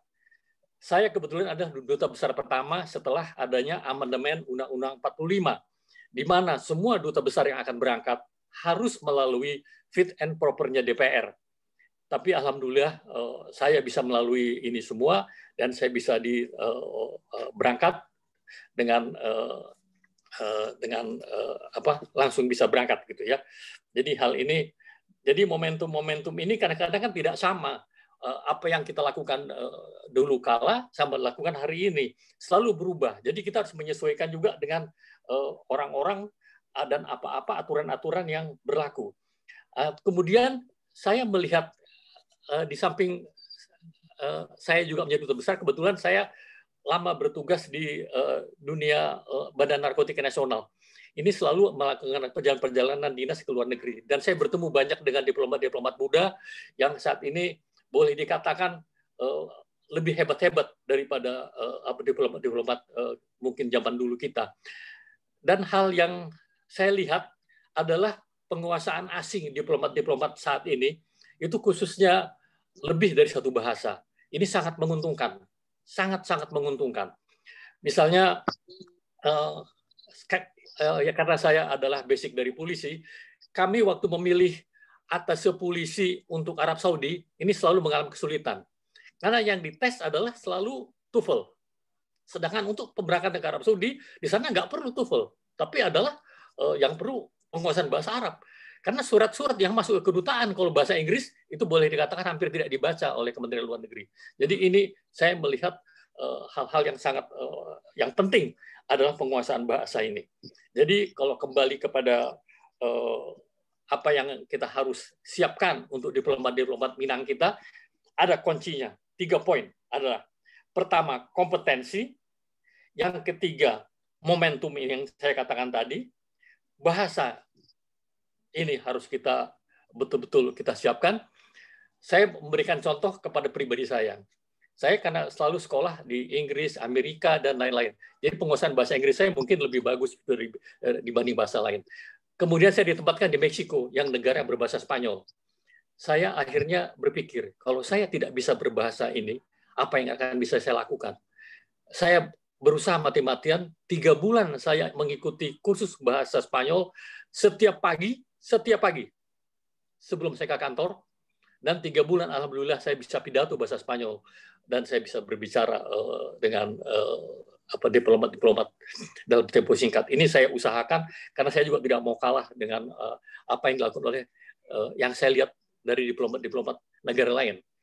Saya berikan contoh misalnya diplomat dari Vietnam. Mereka itu penempatan hanya di negara Amerika Latin. Mereka pernah di Kolombia, mereka pernah di Kuba, mereka pernah di Ekuador, kemudian baru mereka ke Meksiko, karena itu negara lebih besar. Jadi penguasaan bahasa Spanyol mereka bagus sekali. Jadi sehingga untuk hal ini, yaitu tadi, ini berhubungan dengan hal yang pertama, kompetensi. Yang kedua, momentum. Kalau ada momen-momen yang bisa kita manfaatkan, ini harus bisa kita manfaatkan dan kita ambil. Jadi kalau tidak kita ambil, ini akan hilang. Kemudian, ya itu tadi hal yang harus kita persiapkan. Kemudian hal lain yang juga mungkin ada hal-hal yang mungkin tidak ada di sekolah. Saya kebetulan selama menjadi duta besar membuat satu tulisan-tulisan singkat per harian. Dan kemudian ya tulisan singkat ini dikumpulkan oleh anak buah saya dan dijadikan satu buku. Nama bukunya adalah Dari Jalan Trunojoyo 3 ke Kali Julio Verne 27. Jadi ini Jalan Trunojoyo 3 adalah Mabes Polri, dan Kali Verne ini adalah Kedutaan Besar Republik Indonesia di Meksiko. Dan buku ini kebetulan waktu itu diminta oleh Komandan Pusdiklat Kemlu, waktu itu Pak Najib Rihad, saya sampaikan 50 eksemplar untuk dibaca di perpustakaan. Karena ilmu ini adalah mungkin kalau hal-hal diplomasi, Sekdilu sangat mapan dan sangat hebat, semua cukup. Tapi ada hal-hal yang mungkin belum tercakup di hal-hal diplomasi, bisa dibaca di buku ini. Jadi mungkin ini yang saya sampaikan, mungkin ini bisa berguna untuk adik-adik yang mungkin berminat menjadi diplomat-diplomat Republik Indonesia di masa yang akan datang. Sekian, terima kasih. Wassalamualaikum warahmatullahi wabarakatuh. Waalaikumsalam warahmatullahi wabarakatuh. Terima kasih Bapak Komjen Pol kita, Bapak Ahwi Lutan. Ya, beliau juga aktif di banyak organisasi dan sama-sama dengan saya di Yayasan Tenaga Kerja Indonesia membantu Pak Waludin Jamin. Ya.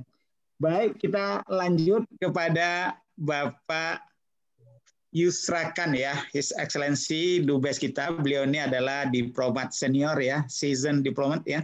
Dia banyak sekali berkarir dan saya bertemu waktu beliau di CM di New York, ya, di PBB, dan menjadi duta besar di Meksiko, ya, dengan beberapa negara-negara lain. Ya, juga nampaknya Meksiko ini sangat ramah dengan orang Minang nampaknya. Kita dengar pengalaman dari Pak Yusra. Silakan Pak Yusra. Assalamualaikum warahmatullahi wabarakatuh. Waalaikumsalam warahmatullahi wabarakatuh. Selamat sore Pak Fasli, terima kasih sekali sudah mengundang kami untuk bergabung dengan Bapak-Bapak Duta Besar senior kami, dan Pak Burmalis Ilyas yang selalu memberikan perhatian untuk memberikan tempat pada kami untuk bisa tampil pada kesempatan kali ini. Terima kasih Pak. Sama-sama, saya Pak. merasa bahagia sekali bisa dipertemukan dan bicara bersama-sama dengan para senior saya, Pak Profesor Hasim Jalal, Pak Wisber Luis, dan Pak Ibrahim Yusuf, serta terakhir Pak Ahwi Lutan. Pak Ahwi Lutan terpaut 3 duta besar dengan saya sebelum saya bertugas di Meksiko. Dan tadi saya merasa sangat tercerahkan dengan penjelasan dari Pak Hasim Jalal dan Pak Wisber, serta Pak Ibrahim Yusuf, yang mungkin saya tidak akan mengambil pendekatan yang sama lagi karena saya kira itu sudah lebih dari cukup buat kita yang dalam konteks ini mencoba untuk mengencourage student kita, mahasiswa Minang kita untuk bergabung menjadi diplomat. Saya hanya ingin kembali sedikit ke pengalaman saya kenapa saya jadi diplomat. Saya kembali waktu masa kuliah. Pada waktu kuliah tidak terfikir, kuliah di Fakultas Hukum Universitas Andalas, tidak terfikir untuk bergabung menjadi diplomat. Karena yang paling populer ketika kita masuk kuliah itu adalah notaris. Itu salah satu posisi ataupun pekerjaan yang dianggap favorit oleh kawan-kawan kita di Fakultas Hukum Universitas Andalas pada waktu itu. Selain jadi hakim, jaksa, dan lain-lain yang sesuai dengan jurusan yang diambil. Ada jurusan internasional, tetapi pada waktu itu belum banyak. Karena fasilitas untuk mendukung kegiatan di Fakultas Hukum Internasional termasuk literaturnya, serta di luar itu yang mendukung kemampuan untuk menguasai bahasa juga tidak terlalu cukup. Kendati pun pada waktu itu kita sudah diberikan pelajaran bahasa Belanda. Tetapi dari kesempatan demi kesempatan, saya mendapatkan informasi yang cukup tentang Kementerian Luar Negeri ini. Gitu. Dan ini saya pikirkan sebagai salah satu alternatif buat saya ke depan nantinya. Dan pada akhirnya, saya tidak mengambil jurusan internasional, tetapi perdata. Data internasional pun tidak, karena belum ada jurusan itu di jurusan internasional kita. Namun pada menulis skripsi, saya mengambil suatu judul yang unik gitu. Studi kasus saya di Bukit Tinggi, tetapi judulnya adalah Land Tenure Disease. Kasus masalah tanah yang terjadi di Afrika Selatan yang diselesaikan dengan cara yang unik gitu. Demikian juga isu ini atau teori ini dipakai oleh pemerintah Jepang ketika menyelesaikan persoalan di Airport Narita. Nah, kejadian ketika masuk Kemlu, saya langsung ditantang. You ini dari jurusan perdata dan tidak ada urusannya dengan hubungan internasional. Kenapa you masuk Deplu? Apa kaitannya gitu? Saya langsung ingat bahwa skripsi saya adalah menyangkut isu yang kita adopt dari luar negeri, yaitu Lanthanur disease, yang memang sedang populer pada waktu itu, 1984 waktu itu, Pak. Akhirnya setelah lama berdialog dengan yang mengetes saya pada waktu itu, akhirnya mereka ketawa dan bilang bahwa congratulations, mungkin kita bisa pertimbangkan Anda masuk di Kemlu. Yang ingin saya sampaikan kepada adik-adik di UNAN adalah, pertama tentunya kita harus menguasai isu yang terkait dengan luar negeri atau internasional, apapun isunya gitu. Tentu sekarang di Deplu sudah lebih fokus gitu. Dari keseharian, kalau kita melihat website, kalau kita melihat perjalanan Kementerian Luar Negeri dari semua pemberitaan media sosial, media massa, tentang isu internasional atau hubungan bilateral, multilateral ataupun regional, nah itu yang penting buat adik-adik, buat kita semua untuk dikuasai dalam hal mempersiapkan diri untuk masuk ke Kemlu. Terus tentunya bahasa. Bahasa ini merupakan hal yang sangat penting buat kita. Bahasa utama tentunya bahasa PBB, terus kemudian bahasa lain seperti bahasa Korea dan bahasa Rusia misalnya gitu ya. Itu juga hal yang juga dipertimbangkan oleh Kemlu ataupun bahasa lainnya. Menguasai bahasa seperti tadi yang disampaikan adalah merupakan hal yang penting bagi Kemlu sendiri karena pada waktunya nanti kita ditempatkan di berbagai negara yang bahasanya tidak melulu bahasa Inggris atau Spanyol saja gitu. Oleh karena itu merupakan hal yang penting. Bagi kita yang orang Minang tentunya tadi disampaikan oleh Pak Wisber, kita sudah mempunyai tata cara kehidupan sehari-hari yang sudah kita biasakan sebagai perilaku yang bisa mendorong kita nanti menuju ke Kemlu, artinya di dalam pergaulan di Kementerian Luar Negeri itu akan sangat membantu. Juga dalam hal misalnya Betagak Datua, di situ ada preseang atau protokol.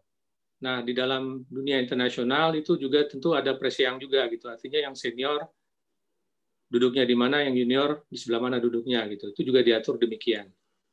Nah, ini pengalaman sedikit dari saya.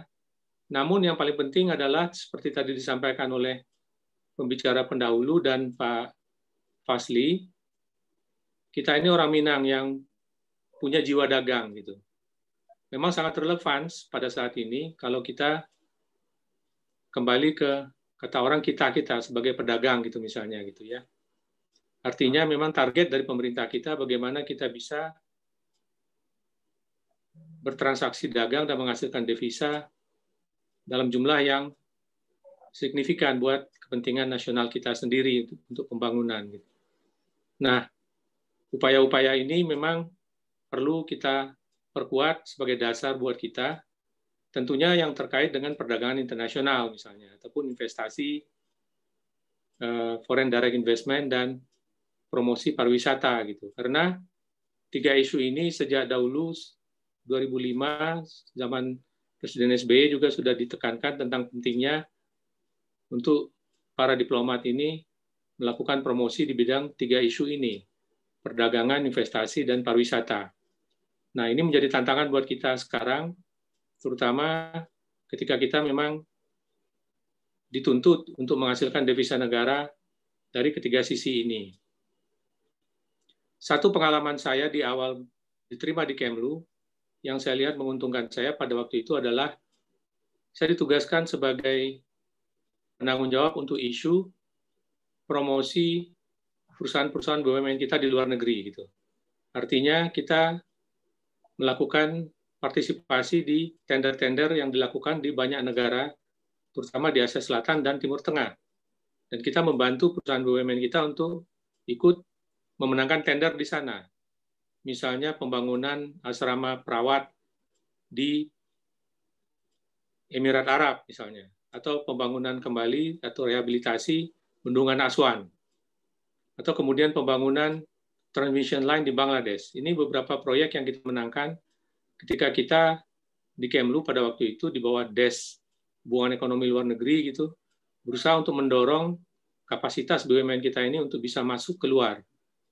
Nah, ini kedapatan lagi ketika kami di Meksiko ditugaskan sebagai duta besar setelah sekian tahun, kurang lebih 26 tahun, kemudian kita ditugaskan sebagai duta besar, kita melihat, kita punya pengalaman dan kita melihat adanya peluang di Meksiko.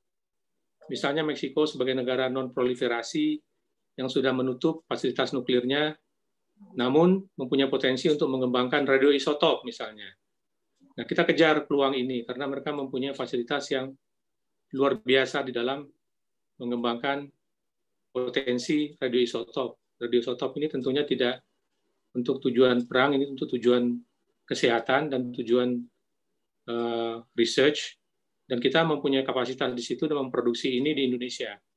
Ini salah satu yang bisa kita kembangkan selain dari bagaimana kita berusaha menjembatani dan memanfaatkan Meksiko sebagai negara utama di Amerika Tengah yang bisa menjadi hub untuk distribusi barang dan jasa dari Indonesia. Kendati pun jaraknya jauh, namun jika kita lihat mereka punya FTA dengan lebih dari 40 negara di dunia, baik yang regional maupun yang NAFTA misalnya, yang tadi disebutkan dengan Kanada dan Amerika, itu merupakan peluang buat kita yang bisa kita manfaatkan dalam mengimpor produk kita ke Meksiko.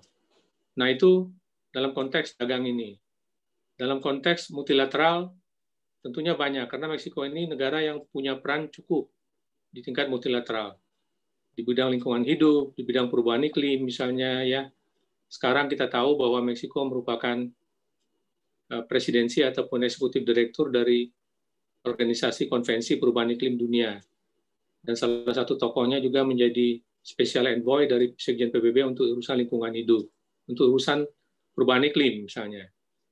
Dan banyak hal yang menonjol dari negara ini karena memang peran mereka selama bertahun-tahun menjadi anggota PBB cukup kuat. Secara bilateral misalnya kita tahu bahwa Presiden kita Soekarno mengunjungi Meksiko 3 kali berturut-turut dalam rangka mencoba menarik salah satu negara kunci di Amerika Tengah ini untuk menjadi anggota non-blok, untuk menjadi bagian dari perjuangan kita dalam hal memerdekakan negara-negara yang masih terjajah pada waktu itu.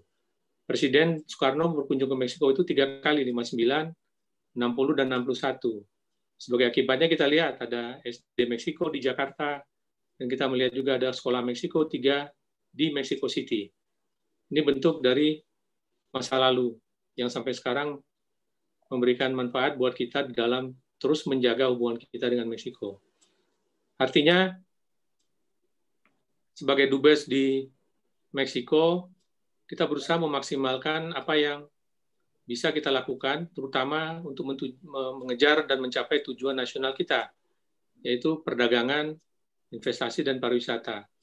Kendati pun kadang-kadang pada waktu masa kita bertugas itu tidak terlalu memberikan hasil yang optimal sesuai dengan yang kita harapkan. Jadi kembali lagi Pak, nanti di sesi pertanyaan kita dalami. Baik. Yang ingin saya sampaikan adalah bahwa buat kita yang akan masuk ke Kemlu itu, saya pikir beberapa hal yang kita sampaikan di atas itu sangat penting untuk bisa ditelateni. Yang kedua juga usul dari Pak Fasli Jalal, mungkin kita bisa membentuk suatu sistem yang bisa memberikan bantuan dan panduan buat adik-adik kita yang berminat untuk masuk ke Kemlu. Di samping itu saya ingin juga sampaikan sharing informasi bahwa Kemlu sendiri sekarang ini sudah lebih maju dan mempunyai program yang dinamakan dengan Diplofest, Pak, Diplomatic Festival. Diplomatic Festival ini menghadirkan Kemlu di masing-masing universitas di kota-kota tertentu. Tahun lalu, bulan Februari 2019, Deplu dengan semua kapasitasnya muncul di Padang dan mengajak semua sivitas akademika dan pelajar SMA untuk lebih mengenal Deplu dan bagaimana kiat-kiat masuk Deplu. Di luar daripada itu, saya kira pemikiran dari Pak Fasli Jalal tadi sangat baik buat kita untuk lebih menajamkan dan memperkuat kesiapan dari kawan-kawan kita, adik-adik kita dari Minang, dari manapun dia akan datang nanti, bisa kita fasilitasi dan kita bantu memperkuat substansinya menuju keinginan mereka masuk Kemlu. Satu lagi Pak, jadi masuk Kemlu itu tidak hanya untuk jadi duta besar saya kira. Sekarang ini Kemlu itu giat sekali untuk mendorong supaya pejabatnya ikut menjadi anggota di organisasi-organisasi internasional. Apakah menjadi direktur di sana, ataupun magang, ataupun bisa menjadi sekretaris jenderal mungkin di salah satu organisasi itu, ketika dia mencapai puncak jabatan di Kemlu. Karena kita lihat representasi kita di organisasi internasional itu sangat rendah sekarang, dibanding India dan negara Asia Selatan lainnya. Nah ini juga perlu kita manfaatkan bahwa jadi diplomat itu tidak semata-mata harus jadi duta besar, tetapi dari Kemlu dia bisa menyeberang dan menjadi tokoh-tokoh internasional yang bisa memberikan kontribusi lebih luas lagi ke dunia internasional. Dan saya kira dengan begitu, nantinya tentunya kita akan lebih dikenal sebagai orang yang cukup mampu dan bisa disejajarkan dengan negara Asia Selatan dan negara-negara lainnya yang sudah berkiprah di organisasi internasional. Saya kira begitu dulu Pak. Terima kasih. Assalamualaikum warahmatullahi wabarakatuh. Waalaikumsalam. Terima kasih banyak Pak Yusra. Ini pesan terakhirnya penting sekali Pak ya. Betapa strategisnya puluhan organisasi internasional ya, multilateral ya, dan juga yang semi PBB yang sebetulnya bisa menjadi karir yang luar biasa bagi anak-anak Minang dan anak-anak Indonesia. Kita lanjut dulu kepada Bapak Duta Besar, His Excellency Duta Besar Profesor Dr. Iza Fadri. Beliau adalah Komjen Pol, purnawirawan, dulu lama berkiprah di Kepolisian Negara, pernah juga jadi Rektor PT IKA, dan menjadi Duta Besar kita di Myanmar. Kami persilakan Pak Profesor Iza. Assalamualaikum warahmatullahi wabarakatuh. Waalaikumsalam warahmatullahi wabarakatuh Pak. Selamat siang Prof. Fasli Jalal. Selamat siang juga kepada seluruh narasumber dan penyelenggara di sini Pak Burmalis Ilyas. Saya sangat merasa terhormat diundang sebagai narasumber, sebagai diplomat di kesempatan ini. Tapi dalam kesempatan ini juga saya ingin berbagi pengalaman bagaimana saya menjadi diplomat yang dulunya mungkin hanya angan-angan bagi saya. Karena latar belakang pendidikan, di mana saya mengambil pendidikan akabri, kalau sekarang akpol. Dan ketika saya selesai akpol, saya mau mencoba untuk mencari identitas seperti polisi apa yang ingin saya capai. Dan waktu itu Kapolrinya adalah Profesor Awaluddin Jamin. Beliau juga diplomat. Jadi polisi, diplomat, dan maksimal semua. Dan itu saya coba untuk laksanakan dalam kehidupan saya ketika saya berkarir di polisi. Jadi setelah tamat akabri, saya tidak pernah berhenti kuliah secara formal. Nah, mulai dari mengambil S1, S2, dan S3 hukum di UI. Dan kemudian seluruh kegiatan yang berkaitan dengan hukum saya coba ikuti. Dan dalam beberapa kesempatan saya sering bergabung dengan rekan-rekan dari Kemlu. Di sini saya juga bertemu dengan Bapak Dubes Ferry Adamhar. Kami dulu sama-sama ikut dalam pembentukan Mahkamah Pidana Internasional di beberapa sidang. Saya pernah mengikuti di New York, kemudian juga di Roma bergabung dengan beliau, dan saya mencoba untuk belajar seperti apa diplomat. Di sini juga waktu itu yang memimpin adalah Bapak Dr. Arizal Effendi. Jadi saya tahu persis bagaimana orang Kemlu berupaya untuk mengakomodasikan kepentingan nasional atau domestik dalam fora internasional, dalam berupa peraturan perundangan. Dan dalam kesempatan lain juga beberapa kali saya dalam perjanjian bilateral seperti ekstradisi dengan Singapura, saya 2 tahun ikut bersama-sama orang Kemlu, kemudian TSP dengan Prancis, kemudian juga dengan Norwegia, berbagai kegiatan yang waktu itu karena kapasitas saya sebagai orang hukum, jadi akhirnya saya diajak untuk bergabung. Nah, itu latar belakang saya bergabung di Diplomat. Dan walaupun saya diangkat waktu itu sebagai diplomat adalah dari polisi aktif, jadi sebelum berangkat saya masih aktif sebagai Korsahli Kapolri, dan masih 2 tahun menjelang pensiun.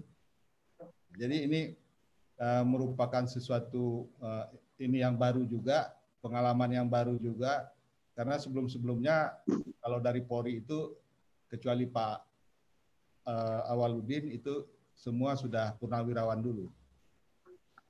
Nah, jadi dari latar belakang itu saya beranjak, dan mungkin yang ingin saya tekankan kepada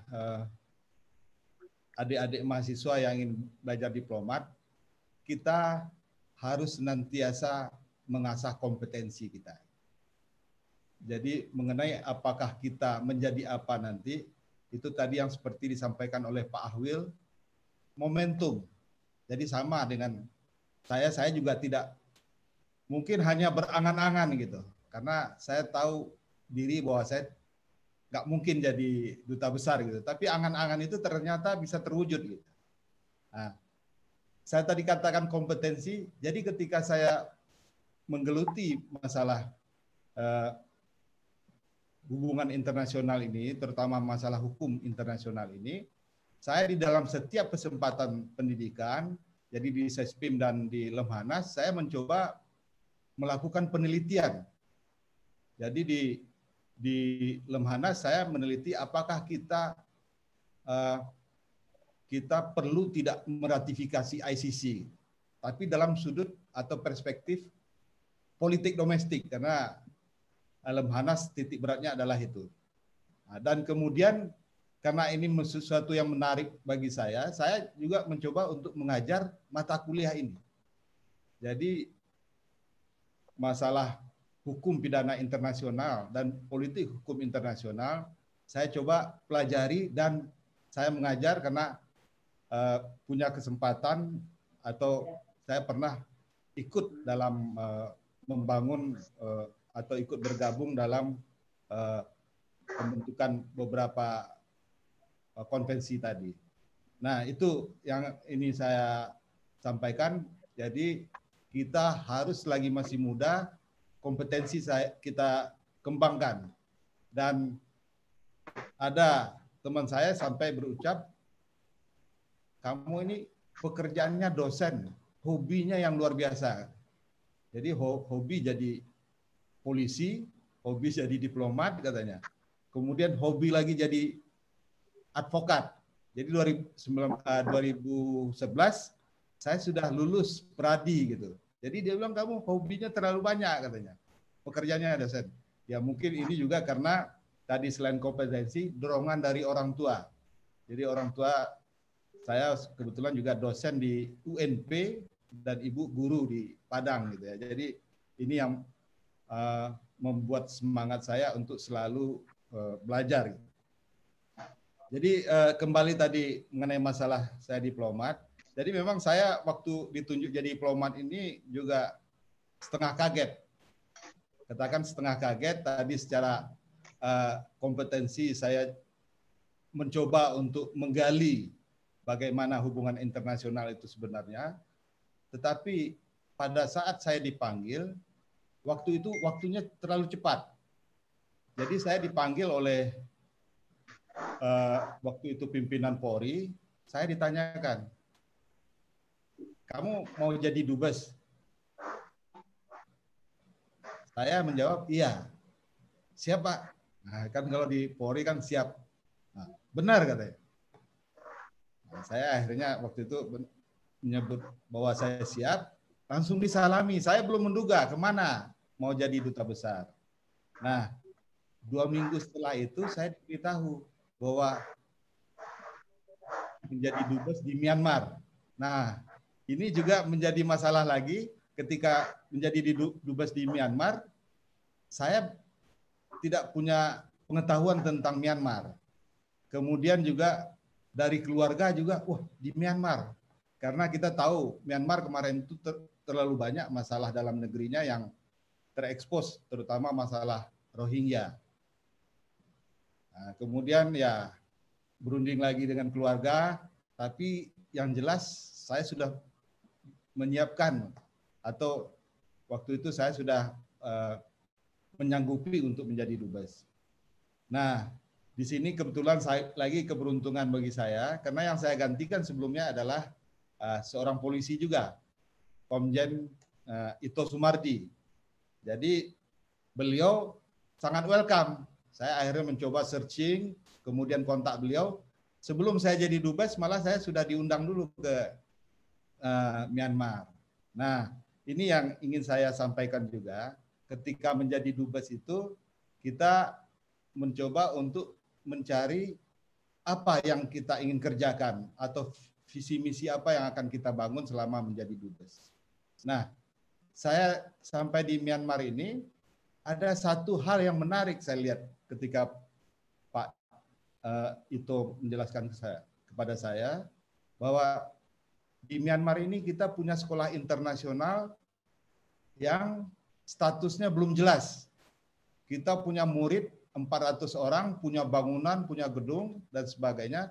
Tetapi ini belum jelas. Sehingga pada waktu beliau menjelaskan kepada saya, Pak Ito menyampaikan, kalau ini bisa dilanjutkan, lanjutkan. Kalau enggak nanti ya silakan aja, terserah Pak Dubes yang baru. Nah, ketika saya menjadi dubes ini, itu yang saya lihat, selain tadi yang disampaikan oleh Pak Ahwil juga, bahwa kita sesuai dengan arahan Presiden dan Menlu, bahwa kita fokus pada masalah ekonomi. Jadi 2019, perdagangan Indonesia di Myanmar itu sampai kepada $1 miliar yang sebelumnya belum pernah. Gitu. Nah, kemudian saya melihat bukan itu sebetulnya yang harus saya bangun ketika menjadi dubes di sini. Adalah permasalahan bagaimana sekolah ini untuk bisa menjadi soft diplomasi dan menjadi multiplier effect bagi seluruh kegiatan diplomasi Indonesia di Myanmar. Oleh sebab itu saya mencoba menggali, saya datangi Mendikbud, Menteri pas ke Naypyidaw saya datangi, kemudian BPK dan sebagainya.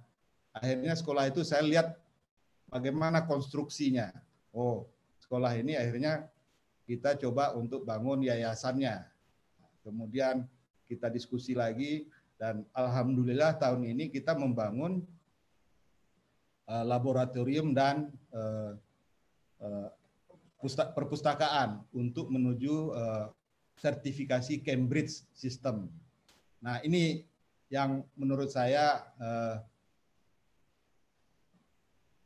pelajaran yang berikutnya mungkin untuk adik-adik yang mahasiswa, bahwa ketika kita mendapat kesempatan ini, kita juga berupaya untuk mengetahui politik domestik di negara kita ditempatkan, sekaligus apa yang bisa kita buat untuk negara kita ke depannya. Nah, ini yang sekarang kami lagi bangun, bahwa sekolah ini punya murid 400 orang dari mulai SD sampai SMA, yang terdiri dari berbagai warga negara, dan ini adalah sekolah yang dibangun tahun 2006. Ini lebih dulu dari British International School atau juga dari Singapore International School, tapi karena ada beberapa permasalahan tadi dan juga pembangunannya itu tidak dubes yang jelas ketika melaksanakan tugas di sini mungkin perspektifnya beda-beda terhadap bagaimana membangun sekolah ini. Nah, ini yang saya coba untuk saya bangun, karena ini adalah salah satu multiplier effect yang menurut saya nanti bisa dikembangkan dan menjadi ujung tombak diplomasi kita. Termasuk kami kemarin juga dari UNAN ada Prof. Yuliandri di sini juga memberikan kesempatan 9 orang beasiswa kepada guru-guru di sini, dari UNP 8 orang, memang dari Padang semua Pak Prof. Fasli, kemudian dari Brawijaya 3. Jadi ini yang ingin saya berikan gambaran kepada adik-adik bahwa yang pertama kita harus siap dengan kompetensi, yang kedua ketika dapat penugasan kita mencoba untuk melihat politik domestik di negara tempat kita bertugas, dan yang ketiga adalah bagaimana kita membuat suatu pekerjaan dan pekerjaan itu menjadi legasi kita ke depan. Itu yang ingin saya sampaikan kepada adik-adik, karena saya juga bukan dari diplomat karir, jadi dalam kesempatan itu, dalam kesempatan ini yang mungkin saya bisa garis bawahi. Terima kasih Prof. Fasli, kesempatan yang diberikan kepada saya. Terima kasih. Wassalamualaikum warahmatullahi wabarakatuh. Waalaikumsalam warahmatullahi wabarakatuh. Terima kasih Prof. Iza. Beliau ini yang paling komplit ya, Jenderal Bintang 3 Polisi, Rektor juga, Profesor juga, Doktor juga, Duta Besar.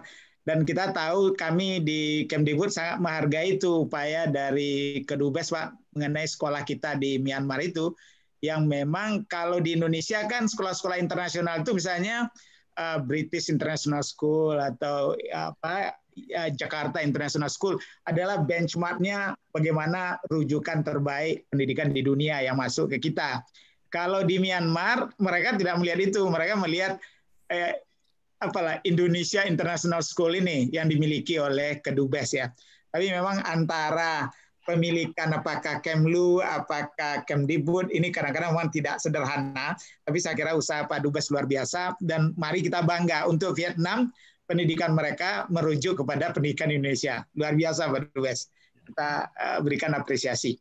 Baik, kita dengar perspektif dari yang memberi mimpi-mimpi dan menyiapkan calon diplomat ya. Beliau ini adalah Rektor Universitas Andalas, juga Dekan Fakultas Hukum, dan kita tahu banyak dari Dubes kita yang dari Minang ini, yang muda-muda ini, banyak adalah dari Fakultas Hukum ya. Dan itu bagaimana kiat-kiatnya, dan karena nampaknya ada penurunan daya saing anak-anak kita nih Pak Rektor, apa yang sudah difikirkan dan akan dilakukan oleh Fakultas Hukum maupun Universitas Andalas, karena Fakultas Ekonomi juga menjadi kontributor untuk calon-calon diplomat Minang untuk Indonesia. Kami persilakan Pak Rektor, Bapak Profesor Dr. Yuliandri. Baik, terima kasih Kakanda Prof. Jalal. Bismillahirrahmanirrahim. Assalamualaikum warahmatullahi wabarakatuh. Waalaikumsalam warahmatullahi wabarakatuh. Salam hormat saya tumpangkan kepada tapi tidak enak juga menyapa ini Prof. Fasli, untuk beliau senior kita, guru kita, Profesor Dr. Hasim Jalal, yang tadi saya ternyuh sekali dari ungkapan yang beliau sampaikan berkaitan dengan harapan beliau untuk Fakultas Hukum khususnya dan UNAN juga pada umumnya. Kemudian juga yang saya hormati Bapak Dubes Wisber Luis, yang juga adalah senior kita dan juga guru kita, yang juga sering berkunjung sekali nih ke UNAN, Pak Fasli. Kemudian Pak Dubes Pak Dr. Ibrahim Yusuf, kemudian juga Pak Komjen Polisi Pak Ahwil Lutan, kemudian Kakanda Yusrakan, dan barusan juga Pak Komjen Pol, Profesor Dr. Komjen Pol Pak Iza Fadri, dan sebentar lagi nanti juga akan bergabung atau akan memberikan materi adalah Pak Mayer Fas dan juga Pak Ferry Adamhar atau Kakanda Ferry Adamhar dan Kakanda Busra, serta Adinda atau Dubes Denny Abdi, insya Allah mudah-mudahan. Saya izin mungkin karena waktunya terbatas sekali Pak Fasli, izin untuk berbagi share screen saja ini materi supaya lebih Silakan Pak Rektor. Bisa dilihat Pak Fasli? Bisa, udah ada jelas. Baik, saya memang sengaja karena ini adalah harapan yang tertumpang kepada pendidikan di Sumatera Barat khususnya dan juga Indonesia pada umumnya, maka saya mencoba memangkas ini sesuai dengan apa yang disampaikan oleh Pak Burmalis, bahwa bagaimana peran perguruan tinggi, saya melihat khususnya UNAN di dalam mempersiapkan diplomat karir. Nah, ini adalah suatu hal yang saya setuju dengan apa yang Prof. Fasli sampaikan tadi. Memang selama ini bentuk kontribusi dalam arti kata penyiapan dari generasi atau dari mahasiswa atau mungkin juga dari lulusan untuk bagaimana menempuh sebagai diplomat karir adalah merupakan tantangan juga bagi kita di perguruan tinggi, saya pikir. Saya ingin mulai dulu dengan mengutip sedikit nih. Biasalah orang hukum Pak Fasli, merujuk juga ini Pak Fasli. Saya mencoba melihat, ini mungkin bagi bapak-bapak, ada senior-senior, dan juga rekan-rekan di kementerian, selalu kita rujuk Undang-Undang Nomor 39 2008 tentang Kementerian Negara yang juga sudah diubah, dan itu ada satu pasal dan satu bab yang khusus bicara tentang Kementerian Luar Negeri.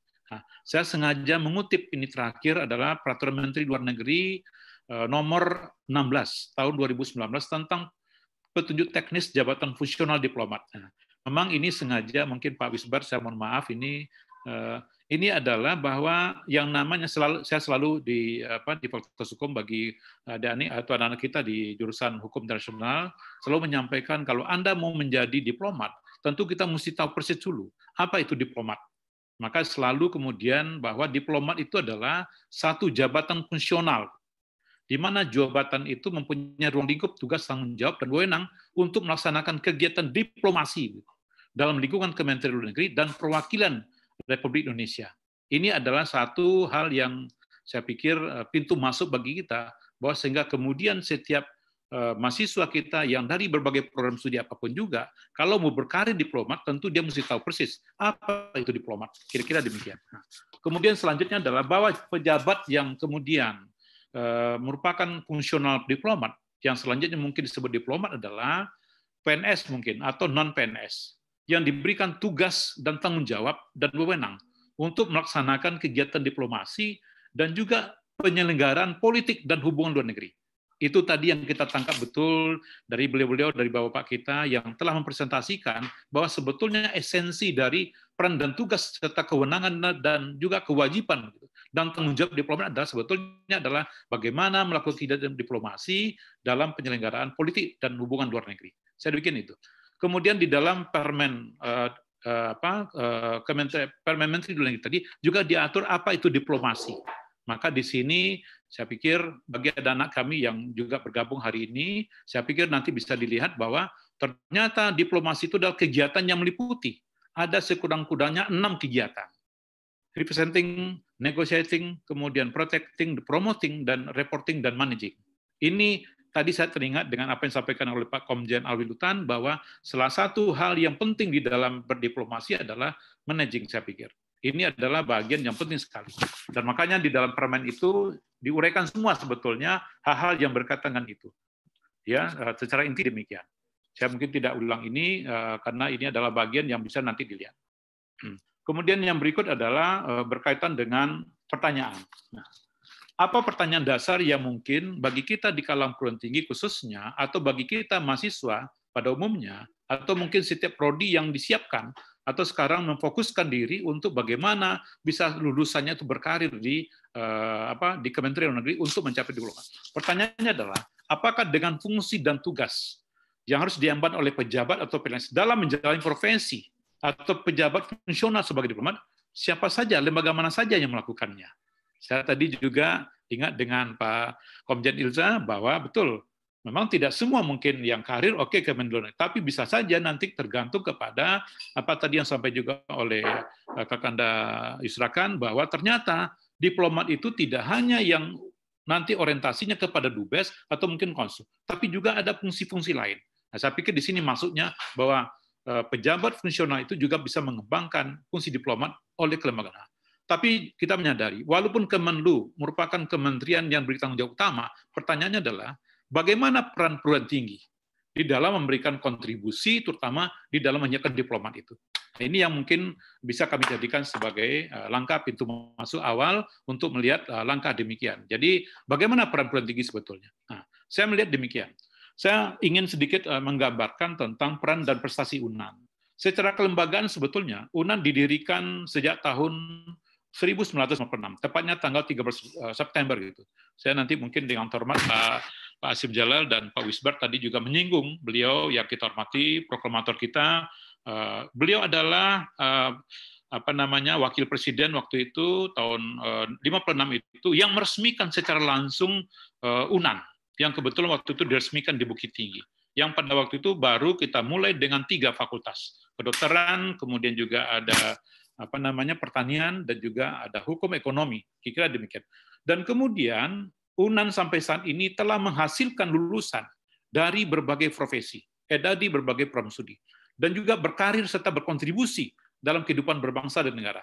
Ini adalah satu komitmen yang kita gariskan bahwa UNAN punya moto, dan itu ada di logo UNAN, yang sampai sekarang kita tidak ubah, Bapak dan Ibu. Adalah UNAN untuk kejayaan bangsa. UNAN mempunyai 15 fakultas dan 1 program pascasarjana, dan mempunyai lebih kurang 126 program studi, diploma, sarjana, kemudian magister, doktor, dan profesi. Kira demikian. Nah, apa yang sudah dilakukan oleh UNAN hari ini, Bapak dan Ibu, dari kalau dilihat dari peringkat perguruan tinggi yang ada di UNAN, yang ada di Indonesia maksud saya, pada tanggal 17 Agustus kemarin, UNAN termasuk klaster 1, dan ranking waktu itu memang 613. Ini memang kita, Bapak dan Ibu, kita sadar juga memang karena perkembangan dan kemajuan dari masing-masing program studi, dan ada beberapa indikator penilaian yang dikeluarkan oleh kementerian, memang UNAN untuk 2020 kemarin itu berada pada tingkat, tapi tetap pada klaster 1. Dan ini Bapak dan Ibu saya ingin juga sampaikan, sekarang kita sedang berupaya untuk melakukan perubahan status dari perguruan tinggi BLU menjadi Satker, menjadi perguruan tinggi badan hukum begitu. Nah, ini adalah satu langkah yang nanti kita akan bisa agak lebih luas dan otonom di dalam menyelenggarakan program. Nah, semua indikator yang diberikan penilaian di dalam penentuan klaster pendidikan perguruan tinggi ini, itu diantaranya termasuk juga adalah sejauh mana perguruan tinggi itu bisa melakukan berbagai kegiatan kerjasama dan juga bagaimana mendatangkan mahasiswa asing dari luar negeri. Kira-kira demikian.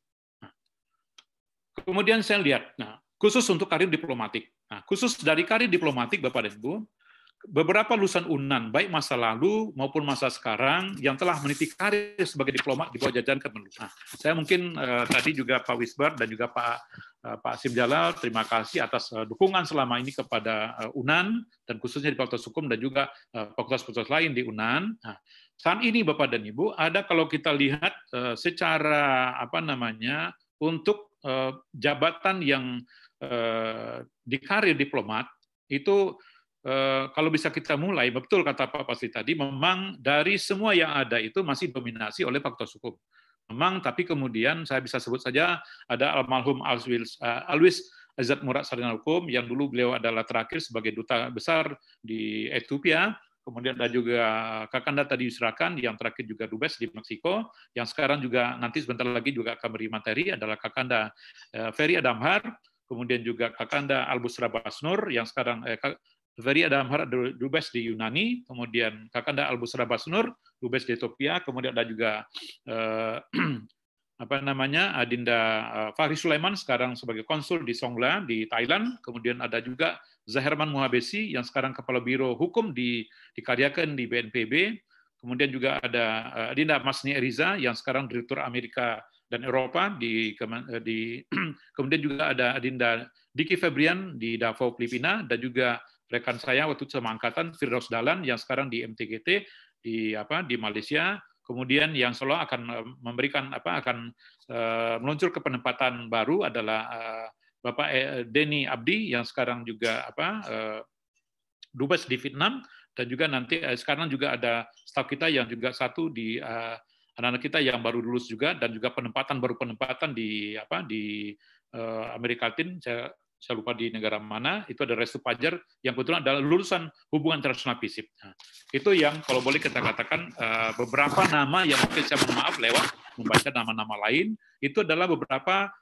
lulusan UNAN yang berkarir secara untuk profesi diplomat di Kementerian. Tantangan ke depan tentu adalah yang saya tampung semua dan saya perhatikan dengan baik adalah bagaimana menyiapkan, terutama secara substansi bagi masukan yang mungkin sedang mengikuti kuliah hari ini. Apakah prodi yang terkait langsung dengan karir di kementerian atau mungkin prodi lain? Saya pikir itu tidak masalah. Misalnya saya ambil contoh adalah berkaitan dengan lulusan UNAN hari ini, misalnya memang yang lulus hari ini baru dari terbatas pada beberapa program studi. Antara lain dalam Fakultas Hukum, yang tadi juga disinggung oleh Kakanda Yusrakan, memang jurusan hukum internasional. Walaupun tadi Kakanda Yusrakan bukan dari hukum dari hukum perdata begitu, tapi beliau mengambil esensi aspek yang berkaitan dengan hukum internasional. Kemudian juga ada dari Fakultas Ekonomi. Dubes Denny Abdi juga dari Fakultas Ekonomi yang sebentar lagi akan penempatan. Kemudian juga ada dari Fakultas Sastra, ada Fakultas Sastra Inggris, dan juga FISIP, Hubungan Internasional, serta juga ada satu lagi dari Ilmu Politik, serta juga ada satu kebetulan lulusan dari Politeknik. Memang sebagaimana saya katakan tadi, memang sudah ada belasan gitu ya. Tapi intinya adalah ini adalah bentuk tantangan bagi kita. Mengapa kemudian saya setuju tadi dengan apa yang disampaikan oleh Prof. Fasli, bahwa kenapa kemudian di akhir ini banyak yang tidak bisa lolos dalam proses seleksi di Kemenlu. Nah, makanya Bapak Ibu dan Bapak yang senior yang saya hormati, apa langkah dan kebijakan yang mungkin ke depan kita lakukan, khususnya bagi perguruan tinggi dan lebih khusus dalam UNAN. Yang pertama adalah melakukan evaluasi terhadap rancangan kurikulum. Nah, mengapa ini dan Bapak Ibu saya sampaikan, harusnya mesti dikonektingkan atau dikaitkan begitu orientasi dan kebutuhan dari menyiapkan lulusan kita untuk prodi-prodi tertentu yang betul nanti akan berkarir sebagai diplomat di Kemenlu, mesti kita betul-betul kerjasamakan. Mana nanti yang diorientasikan. Sehingga dari awal mereka sudah siap bahwa nanti di Kementerian Luar Negeri itu ini yang akan diuji. Kira-kira demikian. Kedua adalah, itu tadi yang juga Dubes Prof. Iza sampaikan juga, melanjutkan kerjasama yang telah dilakukan selama ini.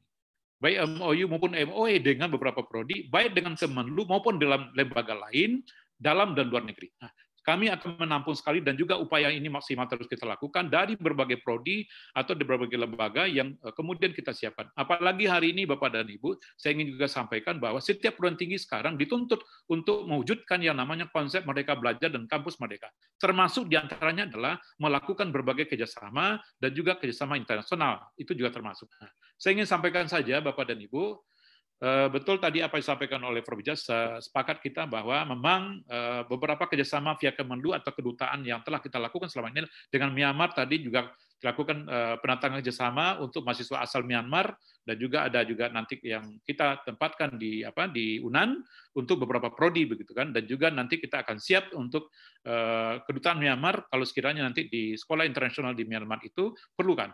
Kemudian juga Vietnam, kita di beberapa mahasiswa asing Vietnam khususnya di UNAN juga ada dari pertanian dan juga dari Duprele. Kemudian dari Malaysia, ini sejak zamannya Pak Fasli sebagai dirjen dulu, mahasiswa Malaysia itu fokus memang kuliah di UNAN itu banyak mengambil jurusan di Fakultas Kedokteran begitu ya. Itu demikian. Termasuk juga Jepang dan juga yang lain. Di Jepang memang kita fokus untuk MIFA dan juga teknik. Dan itu adalah kerjasama. Dan beberapa kerjasama lain yang juga kita lakukan di beberapa kementerian, melalui kementerian maksud saya, dan juga kedutaan. Nah, selanjutnya adalah harapan. Saya mohon kepada Bapak dan Ibu, terutama senior kita, Profesor Hasim Jalal dan juga Pak Wisber. Saya juga terima kasih Pak Wisber, bekal tangan Pak Wisber dan juga Pak Hasim di UNAN saat ini masih berbekas, terutama berkaitan dengan pembentukan program studi hubungan internasional. Saya masih ingat Pak Wisbar waktu itu bersama dengan Pak almarhum Pak Aziz Murad dan juga waktu itu adalah Pak Burmauna, ya Pak Burmauna, itu langsung kita mencanangkan pembentukan prodi hubungan internasional di FISIP. Yang waktu itu apa? Memang ini Bapak dan Ibu adalah memang pada akhirnya dengan harapan kita itu Bapak dan Ibu, mudah-mudahan yang tadi juga sampaikan oleh Pak Yusrakan, oleh Pak Iza, dan seterusnya juga oleh Pak Alwi, bagaimana kiat kita untuk bisa lolos proses seleksi. Saya setuju tadi dengan Pak Alwi, bahwa memang kompetensi, bahasa, dan penguasaan terhadap pengalaman lain itu diperlukan. Maka menurut saya juga Pak Hasim, saya mohon maaf juga Pak Hasim, untuk beliau adalah orang pertama juga yang dulu kita waktu itu saya juga masih dekan, sebelum dekan waktu itu membentuk pusat kajian Samudra Hindia di Fakultas Hukum. Betul Pak Hasim. Memang saya masih ingat waktu itu pada kuliah umum waktu itu Pak Hasim pertanyaannya betul-betul menjitu. Memang semua kita melihat apa yang di hadapan kampus UNAN ini ke depan. Lautan begitu. Ternyata ketika ditanya oleh Pak Hasim, betul jawaban Pak Hasim tadi. Ternyata memang visi kita ke depan adalah bagaimana mengembangkan Samudra Hindia. Insya Allah mudah-mudahan Pak Hasim kita bertanggung jawab untuk bagaimana mengembangkan itu ke depan. Yang berikut adalah UNAN. Ini mungkin mohon maaf Pak Fasli, kalau dimungkinkan begitu Pak Fasli, apalagi nanti Pak Bu Maidis, kita siap untuk menginisiasi membentuk satu pusat kajian diplomat, saya pikir Pak Kasli. Karena ini ditantang ke depan. Saya sengaja ini ambil Minangkabau dalam kurung, saya tidak mau tadi menyampaikan apa yang disinggung oleh Pak Wisbar, bahwa kita, walaupun mungkin diplomat kita ini tidak semua mungkin lulusan dari perguruan tinggi yang ada di Sumbar atau dari Minang, tapi juga ada diplomat lain yang berasal dari Minang, tapi perguruan tingginya di semua Indonesia. Makanya saya setuju Pak Fasli, bagaimana ke depan kita gagas satu pusat kajian diplomat, khususnya ini fokus kajiannya apa? Penelitian dan riset bersama. Dan yang penting lagi adalah, saya setuju tadi dengan ungkapan Pak Hasim, ya, laluan Nandiawa, iyo Nandiurang, laluan Nandiawa, membangkit batang terandam. Saya pikir ini adalah satu. Makanya menurut saya diharapkan para diplomat turun gunung untuk menginspirasi para generasi muda Sumbar ke depan, bagaimana berkarya secara diplomat begitu. Nah, itu mungkin yang dapat saya sampaikan Pak Fasli. Terima kasih mohon banyak maaf atas segala kekurangannya. Saya akhiri dengan wabillahi taufiq wal hidayah. Assalamualaikum warahmatullahi wabarakatuh. Waalaikumsalam. Terima kasih Pak Rektor, Profesor Dr. Yuliandri.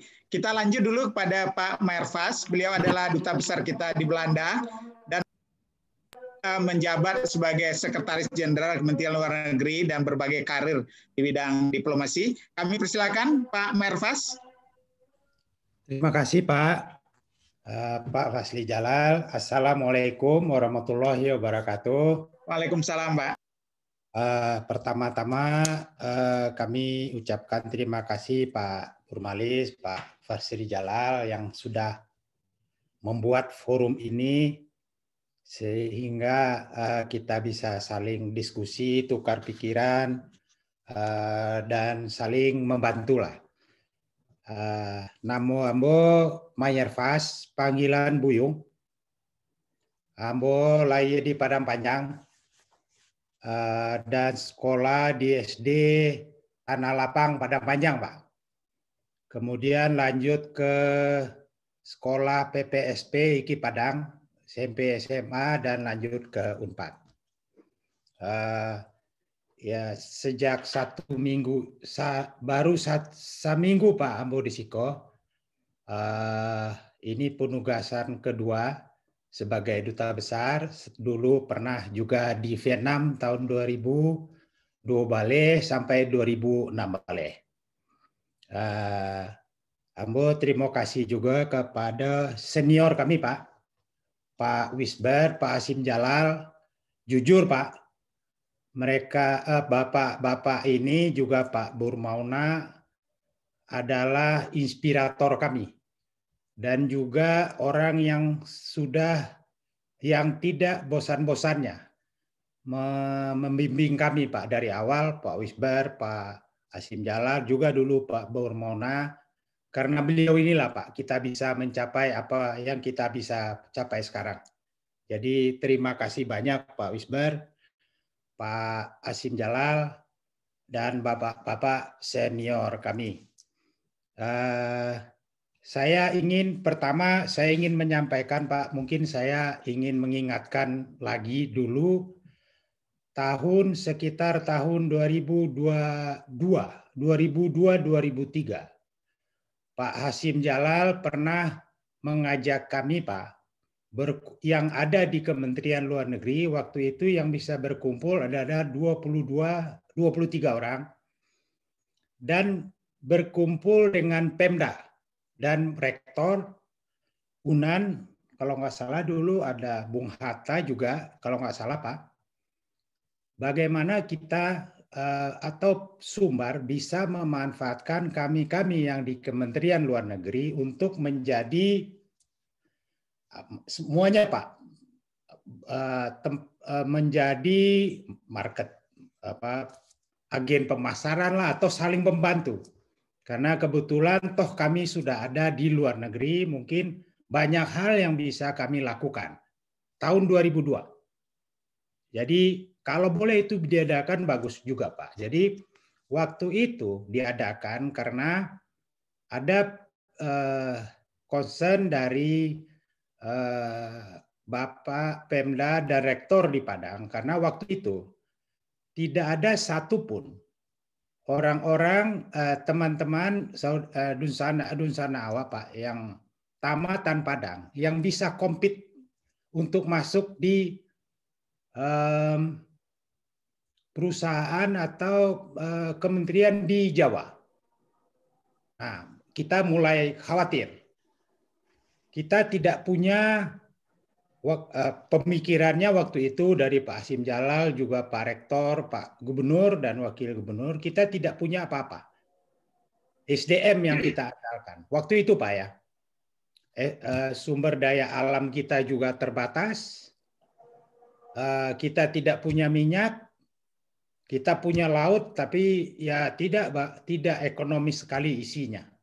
Jadi waktu itu kami dikumpulkan bagaimana kami di Kementerian Luar Negeri ini yang jumlahnya cukup banyak bisa berkontribusi sesuai dengan bidang kami kepada Sumatera Barat. Nah, setelah itu kita mulai melakukan berbagai kegiatan di luar, Pak, termasuk membantu mencari jalan agar teman-teman kita di Padang bisa mendapat jalur pendidikan di luar, untuk kiriman buku-buku, dan juga untuk promosi dagang, UKM, dan investasi juga waktu itu, Pak. Waktu itu kami lakukan.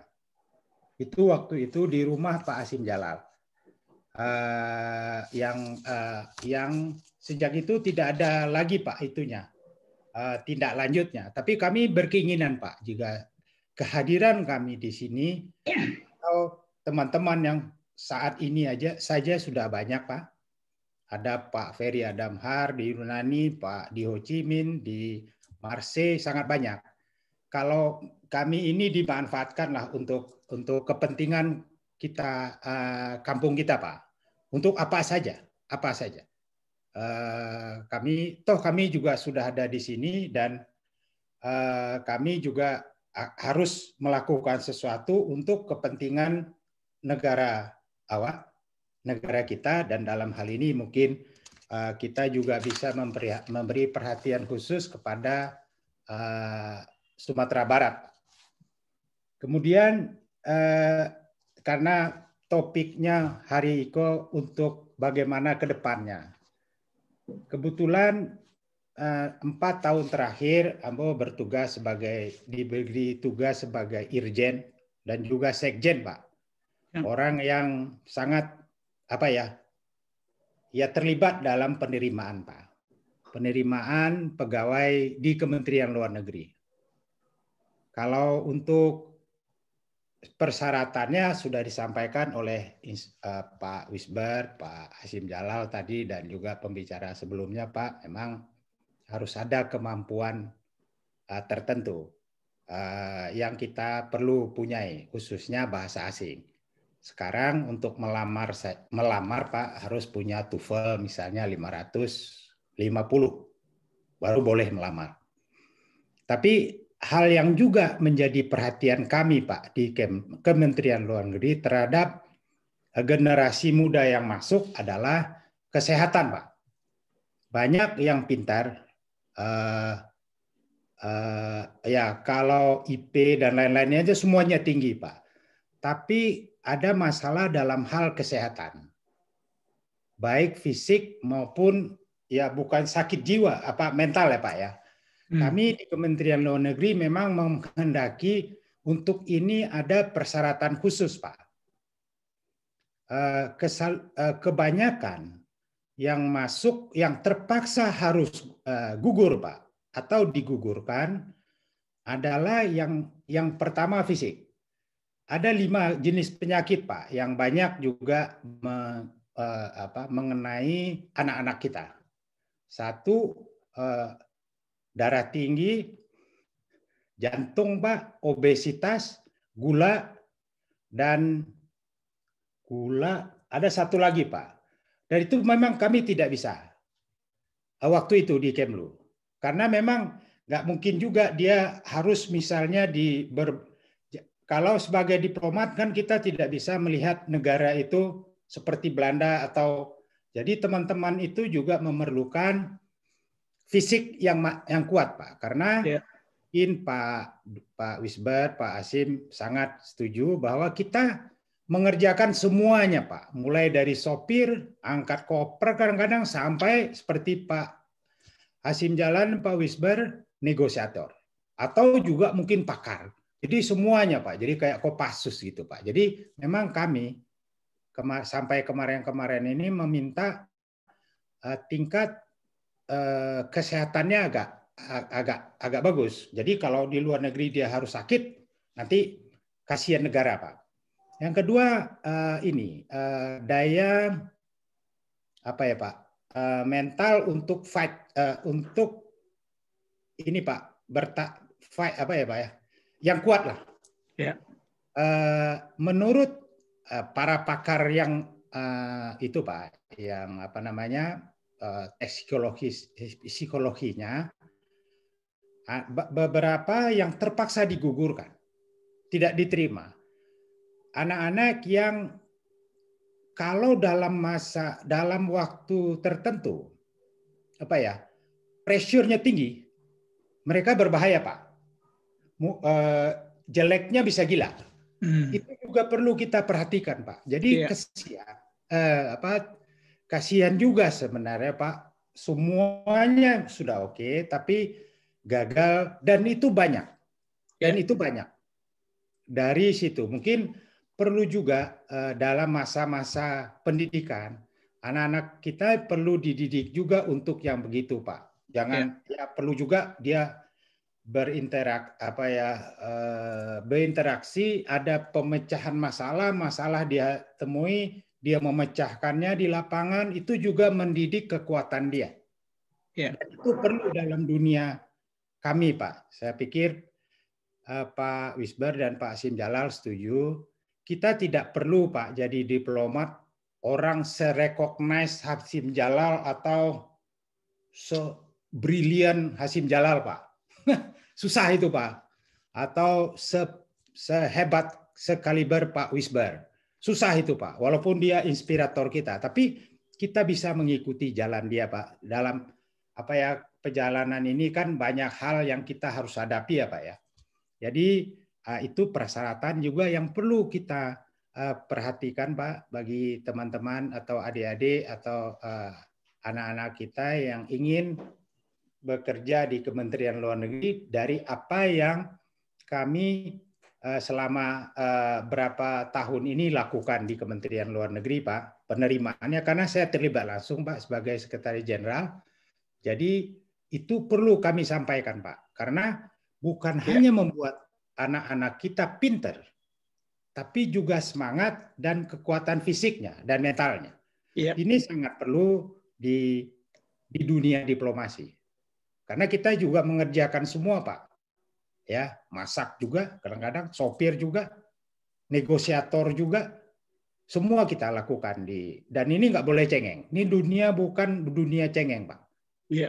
Ya. Dan juga tambahan-tambahan, Pak, kalau untuk maju ya kita berlihat aja yang saja, Pak. Senior kami masih punya senior yang aktif. Waktu kami ada Pak Wisber di sini, ada Pak Hasim Jalal, ada Pak Ibrahim Yusuf, waktu itu ada Pak Mauna. Memang mereka itu tekun, loyal dengan kerjaan, dan senang senang dengan orang. Itu persyaratan untuk maju, Pak. Memang iokan yang diurang, lalukan yang diawak, tapi ya tidak bisa egois, Pak. We have to kita harus saling menghargai lah, Pak, ya. Saling menghargai. Kami juga dengan teman-teman di Kemlu yang berasal dari Sumbar, Pak, selalu ya kadang-kadang kita memang harus mengalah, apalagi kita jabatannya di bawah, jangan istilah itu jangan gadang kerengkang lah. Ya kan? Jadi kita diskusi, Pak. Nah, dari apa yang kami pelajari dari senior kami, memang mereka nih Pak Wisber, Pak Hasim Jalal nggak lekang karena waktu kan, Pak. Karena ketekunan beliau dan loyalitas beliau atas kerjaan. Itu suatu pelajaran yang kita bisa ambil. Jadi orang mengakui beliau, Pak. Beliau ini sangat diakui oleh para junior-juniornya, Pak. Dan ada rasa segannya. Itu perlu, Pak, di Kementerian Luar Negeri. Ada hal yang diakui, jangan ada di luar itu. Pak Wisber itu orang baik dan orang yang serius. Pak Hasim Jalal orang yang selalu memberi perhatian, orang baik dan pintar. Kapan saja kita bertanya pasti beliau akan jawab. Itu salah satu modal yang kita harus punya, Pak, di Kementerian Luar Negeri, juga dari waktu ke waktu, kemampuan itu. Loyalitas itu sangat penting. Loyalitas pada kerjaan, Pak. Kerjaan tidak bisa diakalin, Pak. Pasti ketahuan. Tidak bisa diakalin. Loyalitas bahwa pekerjaan itu harus dilakukan dengan bertanggung jawab. Karena mungkin Pak Wisber, Pak Hasim Jalal setuju, dalam dunia diplomasi kita nggak mungkin salah, Pak. Kalau kita ngomong salah di dalam mungkin bisa, oh maksud saya begini, tapi dalam hubungan antar negara kan nggak bisa, Pak ya. Nggak bisa kita ralat-ralat gitu. Jadi kita memang harus serius, bangun kemampuan, loyalitas, bangun pertemanan, persaudaraan, Pak. Ya kalau udah bergaul 10-20 tahun, tapi tidak punya teman, ya susah juga ya Pak ya. Berarti ada hal yang perlu kita perbaiki. Itu yang mungkin kepada junior yang ingin masuk, Pak. Sekarang sudah mulai di Kementerian Luar Negeri banyak yang tamatan dari UNAN, junior kita selalu ngobrol, Pak. Kenapa dulu senior kita itu maju, sekarang apa yang harus kita lakukan agar kita juga bisa seperti mereka. Karena ada zaman waktu kemarin ini, Pak, memang jarang sekali yang tamatan sana, Pak. Tidak banyak. Ya, beberapa misalnya Pak Denny, tapi tidak banyak seperti dulu. Dan kalau sudah di sana, ya hidup ini kan competition, Pak ya. Competition dalam arti ya tidak harus berhadapan, tapi juga harus. Kenapa saya harus bekerja dengan Denny, bukan dengan Hanif, misalnya, Pak? Kan pasti ada penilaian-penilaiannya, kepintarannya, kerjasamanya dalam dunia diplomasi ini tidak ada yang pintar, Pak. Tidak ada juga yang bodoh. Pekerjaan itu kita lakukan teamwork.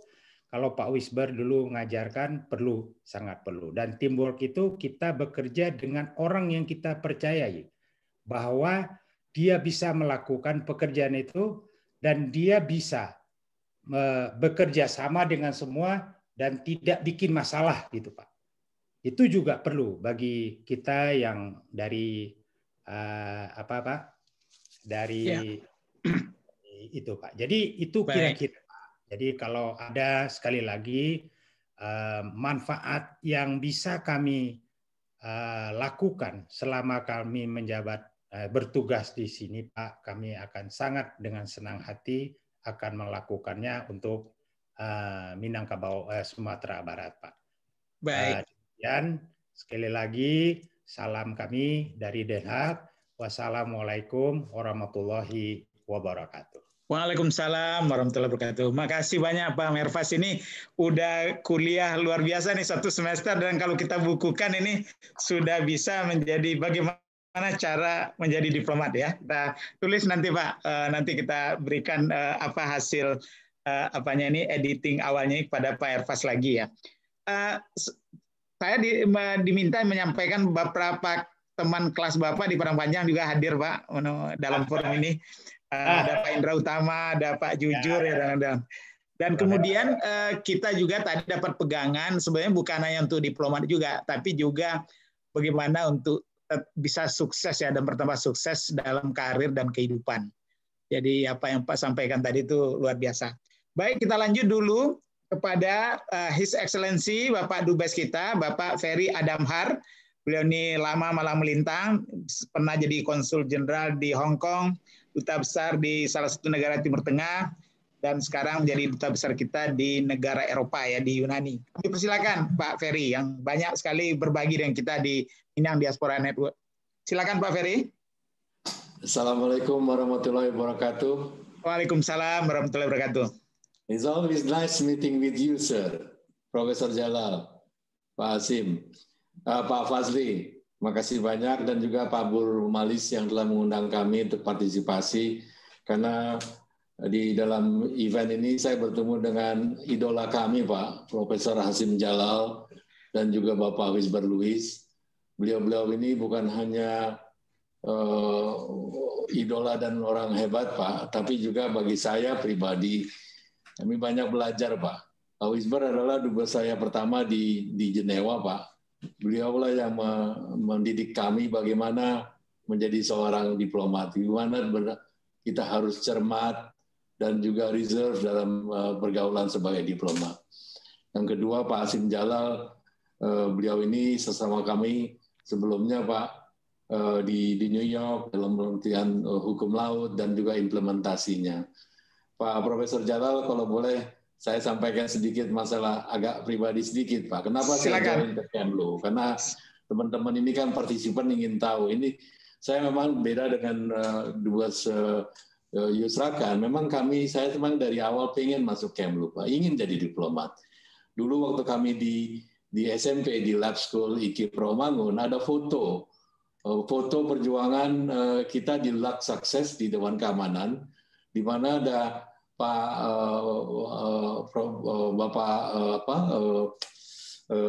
Prime Minister Sultan Syahrir dan juga Agus Salim.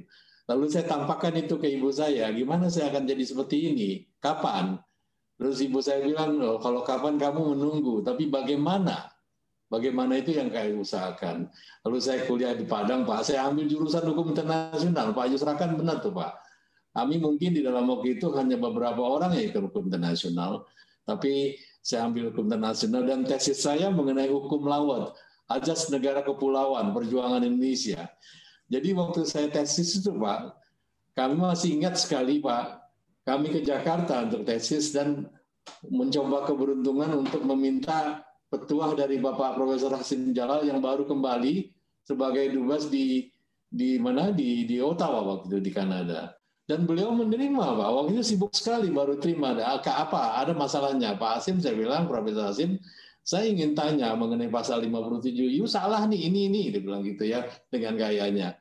Itu Pak Profesor Fazli Jalal, itu membekas waktu saya di tes masuk, Pak. Karena tes masuk wawancara itu ditanya, you kenal nggak sama orang Kemlu? Ya, saya kenal, Pak Profesor Hasim Jalal. Sebulan yang lalu kami diskusi mengenai itu. Ya, kalau begitu kamu ya masuk Kemlu lah ya, kamu baru bantu kami di sini untuk memperjuangkan, bantu Pak Hasim Jalal untuk memperjuangkan Ajas Negara Kepulauan. Jadi itu masalah pribadi sedikit untuk bisa saya sampaikan ke adik-adik juga, bahwa memang harus ada dream, ada keinginan, dream yang untuk jadi Pak Rektor UNAN yang kami hormati, zaman kita dulu nggak sehebat yang sekarang Pak. Nah tentu yang sekarang ini akan jauh lebih hebat dengan rektornya yang energik dan kami setiap membantu, dan tadi Pak Dubes Mayarfa sudah menyampaikan komitmen beliau juga.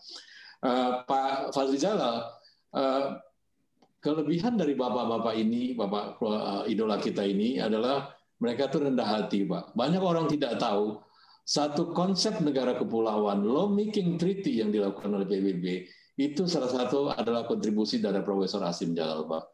Kalau bisa bayangkan beliau bersama-sama dengan delegasi memperjuangkan konsep negara kepulauan dari penggunaan konsep politik menjadi konsep hukum. Lalu kedua orang nggak mungkin banyak orang yang tidak tahu bahwa Profesor Bapak Wisber Luis ini adalah orang yang di belakang lahirnya yang namanya Bogor Declaration untuk mendirikan yang namanya APEC, Association for Economic Cooperation, karena menggabungkan satu doktrin yang namanya kapitalis ke doktrin yang kooperatif. Karena kapitalis kan kompetisi, Pak.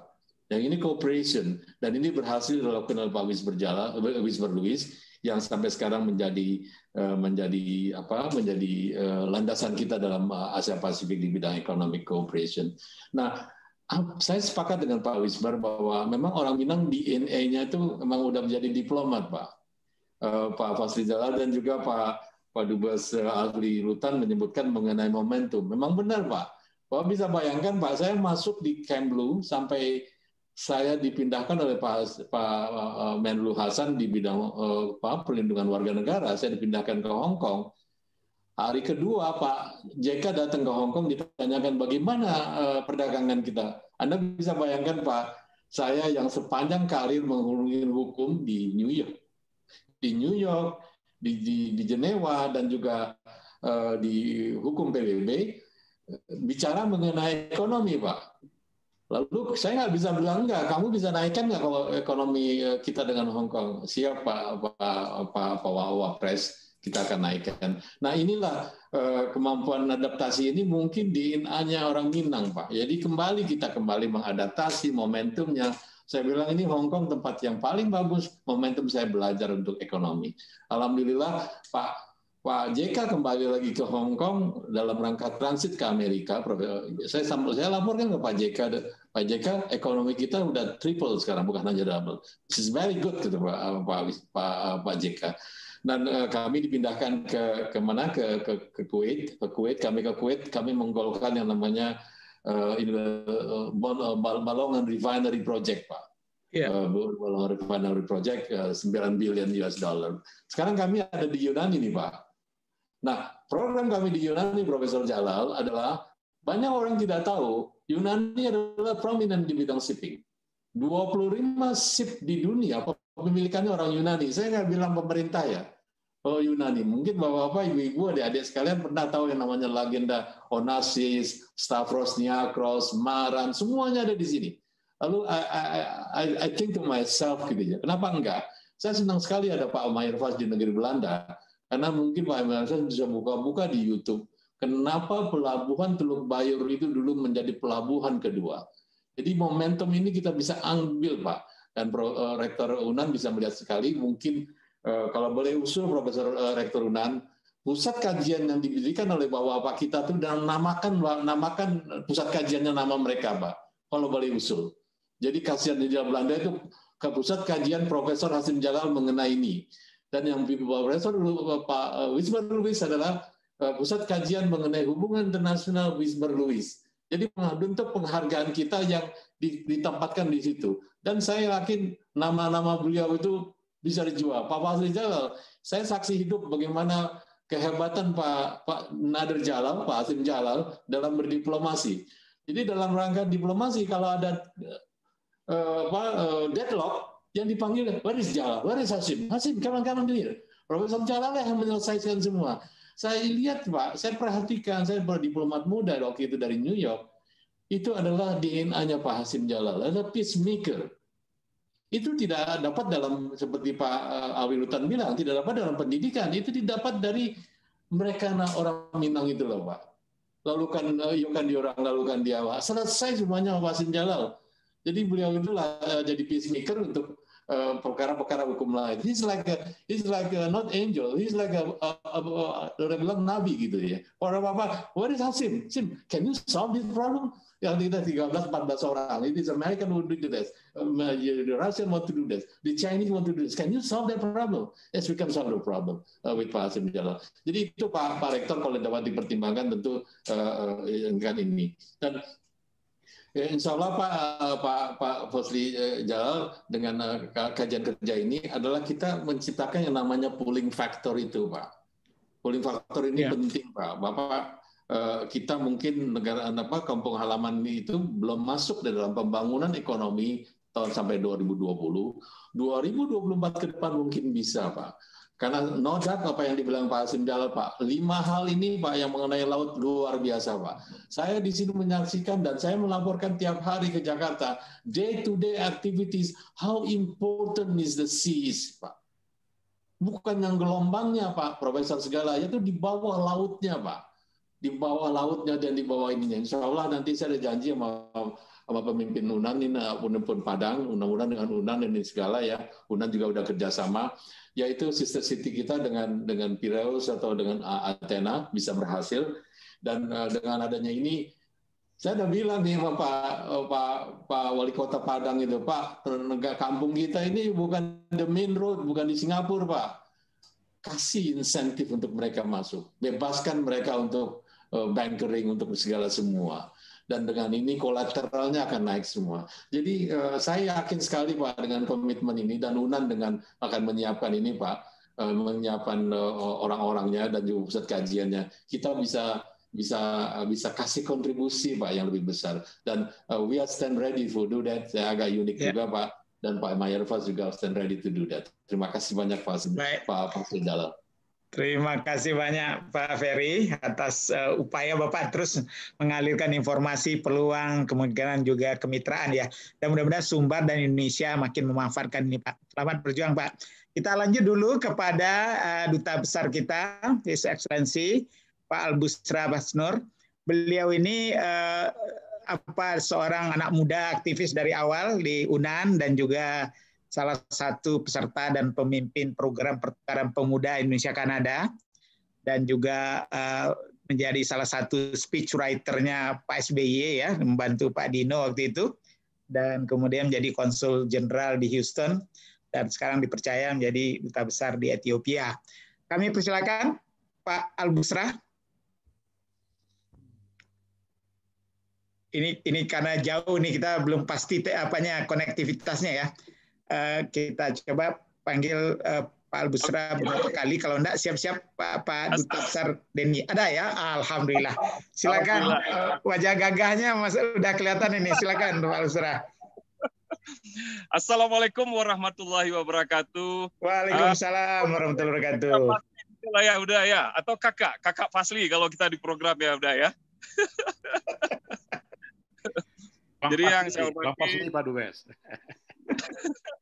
Udah Fasli dan sahabat saya Pak Burmalis ya, dan tentu saja saya ingin menyapa yang mulia dan yang kita semua hormati, Pak Hasyim Jalal, Pak Wisber Luis, Pak Ibrahim Yusuf, yang semua itu adalah tidak hanya bagi kawan-kawan yang sudah menyebut nama beliau di awal-awal, tetapi juga bagi saya pribadi, beliau tidak hanya sebagai senior di Kemlu, tetapi juga sebagai orang tua, sebagai ayah, tetapi sering juga kami sebagai teman, sebagai sahabat. Nah, kembali lagi apa yang disampaikan oleh kawan-kawan, ada tadi Pak Mayarfas, ada tadi Pak Ferry Adamhar, Pak Yusran, dan sahabat saya juga Pak Denny Abdi, dan juga Pak Iza Fadri. Nah, ini beliau yang saya lihat dari sosok senior, Kementerian Luar Negeri diplomat senior, beliau itu tidak hanya sebagai guru kita, tidak hanya sebagai pimpinan kita, baik di Kementerian Luar Negeri dan juga di luar Kementerian Luar Negeri. Bagi saya merasakan beliau itu adalah sahabat saya. Kami sering hangout ya di McDonald, mungkin Pak Hasyim masih ingat itu, kita menyelesaikan buku Pak ya. Tapi anyway, ini adalah kesempatan yang sangat baik. Pak Fasli, Fasli, saya sudah saya tidak begitu menyimak dari awal. Saya baru saja selesai ada pertemuan di Kementerian Luar Negeri baru saja. Jadi saya baru bergabung ya Pak Fasli ya. Tidak apa-apa. Jadi agak terlambat kami bergabung. However, tadi Pak Ferry Adamhar bercerita ingin jadi diplomat. Jadi kalau saya bercerita sedikit saja begini. Ketika selesai mengikuti program pertukaran pemuda Indonesia Kanada yang disampaikan oleh Fasli tadi, lalu kami tamat, lalu pimpinan di Universitas Dallas memanggil kami untuk menanyakan, mau nggak jadi dosen di UNAN? Nah, itu adalah sesuatu yang sangat saya tunggu-tunggu sebetulnya. Di samping kami juga bekerja sebagai wartawan ya di surat kabar di Padang, di Haluan ya. Nah, saya senang sekali tuh Fasli dan kawan-kawan ya untuk menjadi seorang dosen ya. Karena kalau menjadi seorang dosen, saya juga seperti Fasli sampaikan juga aktivis pemuda di berbagai organisasi pemuda Sumatera Barat. Cita-cita saya dulu Fasli adalah setelah jadi dosen atau mungkin juga bisa dosen sambil wartawan, cita-cita saya itu adalah mau menjadi anggota DPRD tingkat 1 Sumatera Barat. Nah, itu cita-citanya dulu tuh. Yeah. Karena juga aktif di KNPI juga waktu itu ya. Nah, tetapi kemudian pada saat yang bersamaan menjelang ikut lagi pertukaran pemuda Indonesia Kanada, saya dipanggil oleh pimpinan Pak Rektor dan Dekan memberitahukan bahwa ini ada tawaran dari Kemlu nih untuk merekrut calon diplomat Indonesia dari Universitas Dallas. Nah, saya diminta oleh beliau untuk ikut seleksi itu. Nah, saya bilang, Pak, saya kan mau jadi dosen, Pak. Kenapa Bapak minta lagi saya ikut acara ini, apa kegiatan seleksi Kemlu ini? Begini aja, saya melihat tidak banyak alumni Universitas Andalas menjadi diplomat. Jadi kalau kamu lulus, tinggalkan UNAN ini, kamu merantaulah ke seberang lautan sana, ke Jakarta dan ke luar negeri. Nah, akhirnya alhamdulillah itu menjadi kenyataan. Dan Tuhan memang menentukan demikian. Akhirnya seperti inilah, udah Fasli, Bapak-Bapak dan Ibu-Ibu, kami sekarang ada di benua Afrika. Jadi penempatan pertama di Manila, di Asia, penempatan kedua di Roma, Eropa, lalu kemudian konsul jenderal di Amerika, lalu kemudian ini adalah penempatan pertama kami di benua Afrika, sebagaimana yang sudah disampaikan oleh Fasli tadi. Jadi sudah beberapa kontinen ya, udah Fasli ya. Baiklah, saya yakin waktu kita sangat terbatas sudah. Ya. Kalau pesan, kesan dan ke depan, saya mendengar tadi sebagian sedikit sudah banyak disampaikan oleh para sahabat, rekan-rekan saya dan juga senior saya tentang apa yang terbaik ke depan untuk kita, baik untuk di lembaga pendidikan yang ada di Sumatera Barat dan di luar Sumatera Barat, di mana ada di situ sahabat-sahabat sanak saudara kita di situ. Dan juga tentu saja apa yang terbaik untuk diplomat, calon-calon diplomat Indonesia yang berasal dari Sumatera Barat atau lahir di Sumatera Barat atau orang Minang yang lahir di luar Sumatera Barat. Kalau boleh saya agak masuk sedikit ke beberapa poin mengenai Afrika supaya ada juga dagingnya sedikit untuk bisa kita ketahui bersama. Silakan. Kita melihat Afrika adalah suatu benua yang sesungguhnya sangat besar ya, dan kita mempunyai hubungan sejarah yang sangat penting dan sudah lama, dimulai officially tahun 1955 secara multilateral. Kita ingat kita menyelenggarakan dan menjadi host Asia Africa Conference (KAA) ya pada tanggal 18 sampai 24 April 1955 di Bandung. Dan saksi sejarahnya sekarang masih ada, kita lihat sampai sekarang siapa bisa berkunjung, yaitu Museum Asia Afrika, yang mencerminkan betapa besarnya peranan Indonesia dan juga peran Konferensi Asia Afrika itu sendiri bagi kemerdekaan dan kemajuan negara-negara Asia Afrika. Nah, kawan-kawan, Afrika, saya sampaikan tadi, negara atau suatu benua yang sangat besar, dan itu ada 55 negara. Nah, 55 negara itu memiliki suatu organisasi yang namanya African Union. Nah, markas African Union itu ada di Addis Ababa, sehingga Addis Ababa ini juga sering dijuluki atau disebut the diplomatic capital of Africa, sama dengan kita Jakarta the diplomatic capital of ASEAN ya, di negara-negara ASEAN. Nah, kami sendiri juga di-assign untuk negara Ethiopia, lalu kemudian negara Djibouti, sebuah negara secara geografi agak berukuran kecil, tetapi mempunyai peran dan fungsi yang sangat penting bagi lalu lintas perdagangan dunia. Nah, lalu kemudian untuk organisasi regional Afrika yang namanya African Union tadi.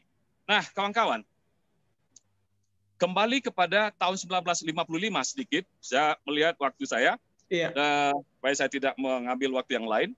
1955 itu, kawan-kawan, delegasi Ethiopia, di mana saya sekarang ini berada, hadir pada Konferensi Asia Afrika di Bandung tahun 55. Padahal hubungan diplomatik kita Indonesia dengan Ethiopia officially itu baru dimulai atau dibuka pada tahun 1961.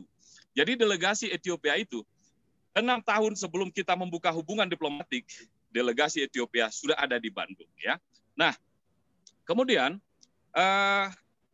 kita melihat sejak 1955 semangat kemitraan dengan Afrika, antara Indonesia dengan negara-negara Afrika, kita harus akui, pertama, memang berjalan dengan baik. Tetapi sesungguhnya perjalanan yang baik itu belum kita lakukan secara maksimal. Dan syukur alhamdulillah, kira-kira sejak tahun 2015, pemerintah Indonesia memberikan perhatian dan fokus diplomasi hubungan luar negeri yang lebih terhadap negara-negara Afrika.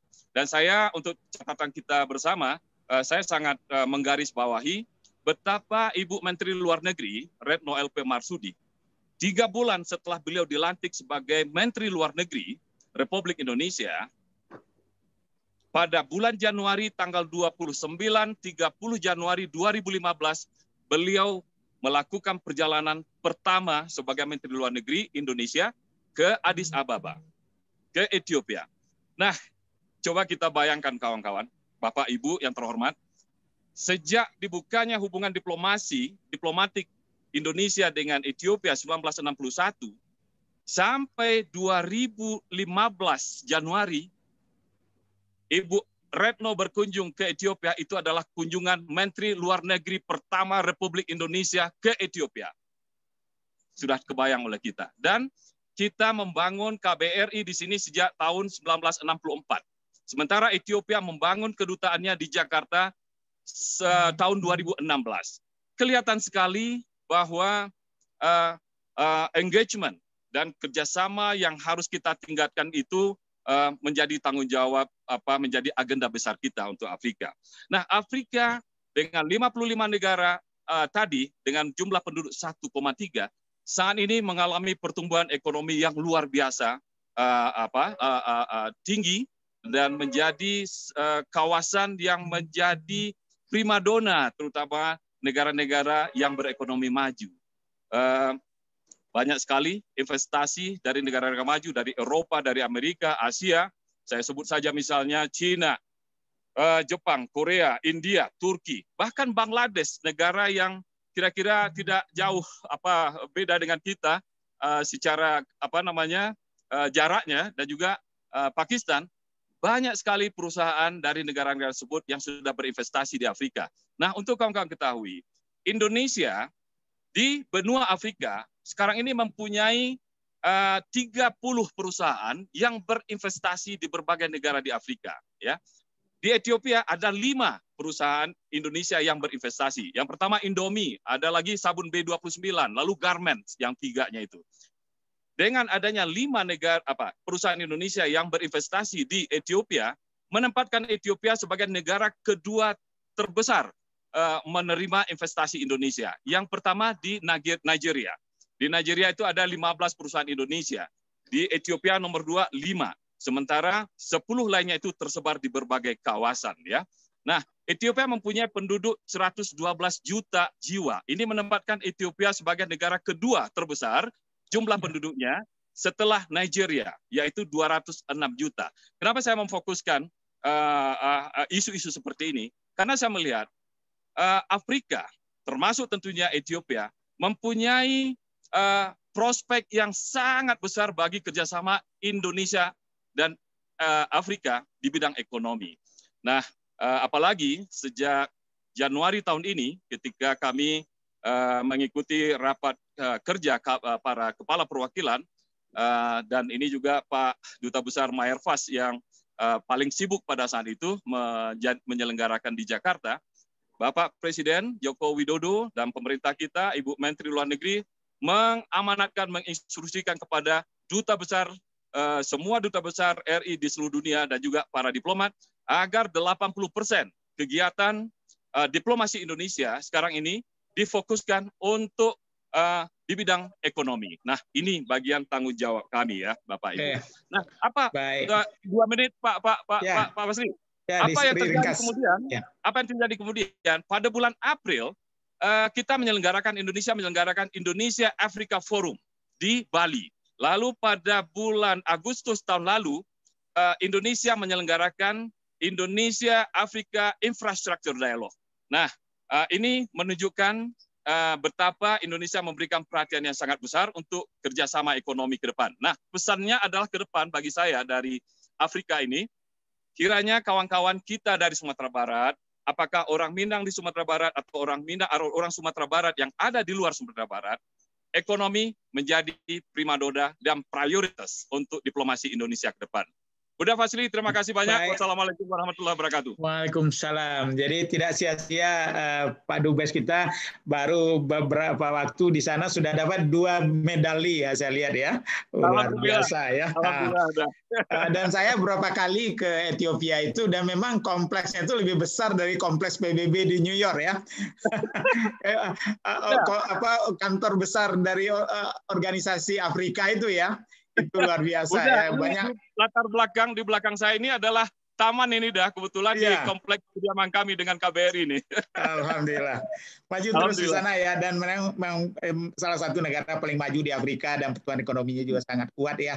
Dan saya kira mereka juga sudah menjangkaukan diri ke berbagai belahan dunia termasuk ke kawasan kita.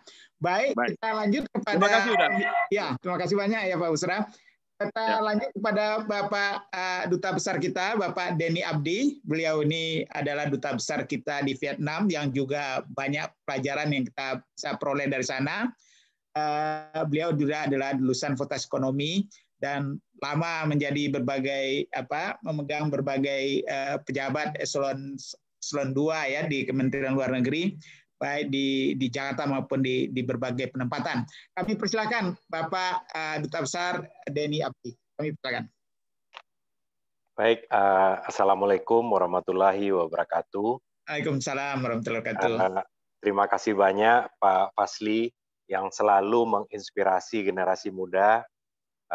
Kami mungkin jarang berkomunikasi langsung dengan Pak Fazli, tapi berbagai kegiatan selalu kami ikuti Pak, dan pasti anak-anak muda sangat terinspirasi atas duetnya Pak Fazli dengan Pak Burmalis Ilyas nih untuk mendorong terus diaspora Minang dimanapun mereka berada. Nah, mungkin kami pembicara terakhir Pak, sudah banyak yang disampaikan oleh senior-senior Bapak Dubes, baik Pak Hasim Jalal, Pak Wisber, Pak Ibrahim Yusuf, Pak Alwi Lutan, Pak Yusra, Pak Profesor Izam Fadri, Pak Maerfas, Pak Ferry Adamhar, Pak Albusra, maupun Pak Rektor.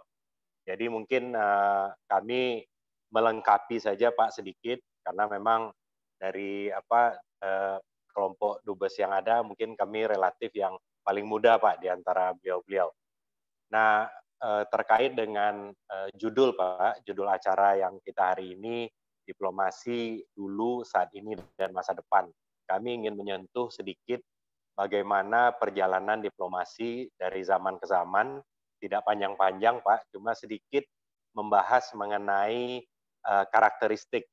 Kalau di zaman dulu, diplomasi Indonesia itu tugas utamanya adalah mendapatkan pengakuan terhadap kemerdekaan Indonesia, kemudian kedaulatan wilayah kita, batas wilayah, dan dunia masih dipenuhi perang di mana-mana, Pak.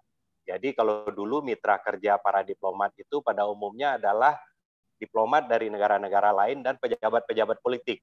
Jadi artinya pejabat-pejabat negara dari berbagai negara yang menjadi mitra kita. Nah, prestasi Indonesia tadi sudah banyak disebutkan. Kalau di masa lalu, antara lain kami catat yang penting-penting saja, Pak. Misalnya upaya kita yang pada awalnya adalah mendapatkan pengakuan, ternyata leadership Indonesia jauh di atas itu, bahkan Indonesia menjadi pemimpin dan menginspirasi sejumlah negara yang kemudian merdeka. Jadi kita berhasil menempatkan Indonesia menjadi pemimpin negara-negara berkembang melalui Konvensi Asia Afrika tahun 55, bahkan kemudian menjelma jadi sebuah organisasi yang dikenal dengan Gerakan Non-Blok. Organisasi ini masih eksis, Pak, hingga saat ini. Mungkin tidak banyak terdengar, tetapi kalau kita hadir di forum-forum multilateral di PBB masih sangat eksis dan relevan. Nah, kemudian di kawasan, Indonesia juga sangat berperan. Indonesia adalah salah satu pendiri ASEAN. Kita tahu kawasan Asia Tenggara ini adalah kawasan yang penuh konflik di masa lalu. Berbagai macam perang terjadi di kawasan kita. Nah, alhamdulillah sejak Indonesia bersama beberapa negara mendirikan ASEAN pada tahun 1967, kemudian kawasan kita ini berubah menjadi kawasan yang kawasan kerjasama dan menjaga stabilitas politik dan keamanan di kawasan. Nah, sehingga kemudian kawasan Asia Tenggara menjadi salah satu engine of growth di kawasan Asia Pasifik maupun di dunia. Dan sekarang ASEAN sudah sangat dikenal dan menjadi mitra dari berbagai organisasi regional maupun negara-negara besar di dunia. Kemudian salah satu prestasi yang juga sangat hebat di masa lalu adalah bagaimana Indonesia diakui sebagai negara kepulauan yang kemudian diperkuat dengan disepakatinya UNCLOS pada tahun 82. Hal ini merupakan prestasi dari senior-senior kita, antara lain masih ada Profesor Hasim Jalal, generasinya Pak Wisberluis. Nah, kemudian kita lihat Pak, diplomasi saat ini, apa yang kita hadapi. Nah, dibanding dengan masa lalu, saat ini isu-isunya sudah mulai sedikit bergeser. Kita lihat isu perang masih ada, perlombaan senjata masih ada, perebutan batas wilayah masih ada, tetapi juga yang sangat menonjol adalah sekarang isu kerjasama ekonomi, persaingan dalam perdagangan internasional, isu-isu lingkungan, kesehatan, bagaimana kita lihat saat ini semua negara berjuang bekerja sama melawan COVID-19, isu-isu sosial dan isu-isu disaster misalnya. Jadi banyak sekali berbagai bencana di dunia. Nah, ini juga merupakan area kerjaan para diplomat. Nah, kalau di masa lalu mitra kita adalah diplomat dan pejabat politik negara, sekarang siapa mitra kerja diplomasi? Mitra kerja kita sekarang adalah diplomat, pejabat politik tetap, pejabat ekonomi, pengusaha, peneliti, civil society, think tank, humanitarian actors, lobbyist, dan banyak lagi. Nah, artinya apa? Artinya sekarang diplomasi itu tidak lagi merupakan domainnya para diplomat saja. Jadi seluruh profesi itu bisa berdiplomasi mewakili negaranya. Bahkan anak-anak muda sekalipun, teman-teman mahasiswa sekalipun, bisa merepresentasikan negara. Misalnya di dalam forum G20, itu ada namanya Youth 20. Nah, Youth 20 ini adalah organisasi anak-anak muda dari negara-negara anggota G20 yang juga memiliki forumnya sendiri. Nah, jadi diplomasi saat ini dipenuhi berbagai tantangan yang sudah berbeda dengan diplomasi di masa lalu. Nah, kemudian kita beranjak ke diplomasi masa depan. Apa itu diplomasi masa depan? Siapa aktornya? Apa tantangannya? Nah, kalau kita lihat di UN, di PBB, kalau di masa lalu kita kenal pasti Pak Profesor Fasli sangat familiar dengan konsep Millennium Development Goals. Nah, kemudian 15 tahun ke depan, dari 2015 sampai 2030, dikenal dengan Sustainable Development Goals. Nah, apa yang dikatakan oleh PBB? Pesan pentingnya adalah 15 tahun hingga 2030, penduduk bumi akan bertambah sebanyak 2 miliar orang. Dari yang sekarang 7 miliar lebih, akan menjadi 9 miliar lebih pada tahun 2030. Nah, apa yang dunia harus lakukan untuk menghadapi tantangan ini? Kita tahu saat ini sekitar 800 juta orang kesulitan makanan, kesulitan minuman, kesulitan minuman dalam pengertian air bersih ya, kesulitan energi. Bisa kita bayangkan dengan resources yang terbatas, supply-nya. Kemudian bertambah manusianya 2 miliar orang, apa yang dunia harus lakukan untuk menghadapi ini? Inilah tantangan diplomasi negara-negara di dunia ke depan. Solusinya adalah teknologi. Bagaimana teknologi yang ada bisa melakukan intervensi, meningkatkan produktivitas dengan jumlah lahan yang terbatas. Sehingga ke depan kualitas kehidupan manusia akan menjadi lebih baik. Nah, siapa mitra kerja para diplomat? Mitra kerja kita tidak berbeda dengan yang sekarang, tetap diplomat, pejabat pejabat politik dan segala macam profesi, termasuk khususnya para ilmuwan. Nah, jadi sekarang diplomat di masa depan tidak cukup lagi hanya memiliki kemampuan diplomasi saja, juga harus membekali dirinya dengan kemampuan penguasaan teknologi dalam berbagai bidang ilmu yang menjadi tantangan ke depan. Isu-isunya apa? perang dan perlombaan senjata dan batas wilayah masih akan menonjol di masa depan, tetapi akan mulai bergeser kepada isu-isu yang sifatnya adalah memenuhi kesejahteraan manusia, ekonomi, lingkungan, sosial, dan global, dan kesehatan. Kita tahu COVID-19 ini salah satunya disebabkan oleh karena penurunan kualitas lingkungan kita. Nah, jadi diplomat juga harus memahami ini. Nah, tantangan Indonesia ke depan adalah meningkatkan daya saing Indonesia di berbagai bidang, penguasaan teknologi, pemerintah harus lebih efisien dan efektif. Nah, ketika masa COVID ini terasa betul, Bapak-Bapak, Ibu-Ibu, bagaimana Kementerian Luar Negeri bekerja sama dengan kementerian lembaga. Kita tahu menangani COVID-19 tidak cukup hanya Kementerian Kesehatan saja. Di awal-awal bulan Maret ketika COVID-19 diumumkan, kita kekurangan APD, kita kekurangan masker. Nah, Kemlu bergerak cepat, bekerja sama dengan mitra-mitra kita di luar negeri, awalnya menerima bantuan, tapi kemudian kita bekerja sama, dan dalam waktu beberapa bulan saja, kita bekerja sama dengan industri-industri kita, antara lain industri tekstil, kita dorong mereka untuk memproduksi APD dan masker. Sekarang alhamdulillah Indonesia sudah berhasil menjadi eksportir produk-produk kesehatan, sehingga kita yang tadinya membutuhkan sekarang malah menjadi sumber devisa. Kita yang tadinya kesulitan mendorong ekonomi kita, sekarang alhamdulillah beberapa sektor berhasil kita dorong. Nah, inilah yang merupakan tantangan kita ke depan. Jadi karena waktu sudah tidak banyak, kami akan langsung ke kesimpulan saja. Kesimpulannya adalah memang betul apa yang disampaikan Ibu Menlu ketika datang ke UNAN adalah orang Minang itu sudah memiliki DNA sebagai diplomat. Tadi tokoh-tokoh senior kita, Pak Hasim, Pak Wisber, sudah menyampaikan bagaimana orang-orang Minang dari kecil sudah diasah, bagaimana menyampaikan pesan secara bersayap, bagaimana kita bicara dengan orang-orang yang seusia, bagaimana bicara dengan anak-anak yang lebih muda, bagaimana bicara dengan orang tua yang lebih kita hormati. Jadi dari kecil kita sudah diajarkan, mungkin ada istilah kato malerang kata orang. Jadi kita sudah diajarkan itu. Di diplomasi ini juga berlaku. Jadi Bapak-bapak, Ibu-ibu, diplomasi ini penuh unggah-ungguh, penuh tata krama. Kita tidak bisa bicara dengan orang yang pangkatnya lebih tinggi secara diplomasi dengan kita dengan bahasa yang datar, harus dengan bahasa yang hormat. Nah, dengan demikian kita dihormati, dianggap memiliki tata krama.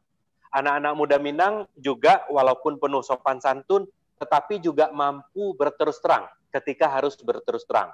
Nah, jadi kita juga memiliki kemampuan ini dan selalu seperti yang tadi disampaikan para senior, juga selalu memiliki kemampuan mencari kompromi dalam berbagai kesempatan. Sehingga sangat dihargai oleh mitra-mitranya diplomat dari negara asing. Nah, kemudian poin berikutnya adalah diplomasi merambah semua sektor, jadi bukan hanya hubungan internasional saja yang harus kita asah, tetapi berbagai bidang ilmu, termasuk teknologi. Nah, kami yakin anak muda Minang akan mampu bersaing, berkompetisi, tetapi memang untuk saat ini, untuk menjadi diplomat, memang harus lulus dulu tes di Kementerian Luar Negeri untuk menjadi diplomat, dan tidak ada kata lain, jurusan hubungan internasional yang sudah digagas oleh senior-senior kita, yang sudah sekarang established di Andalas, dan mungkin diikuti juga oleh nanti dengan universitas lain, ini harus diperkuat.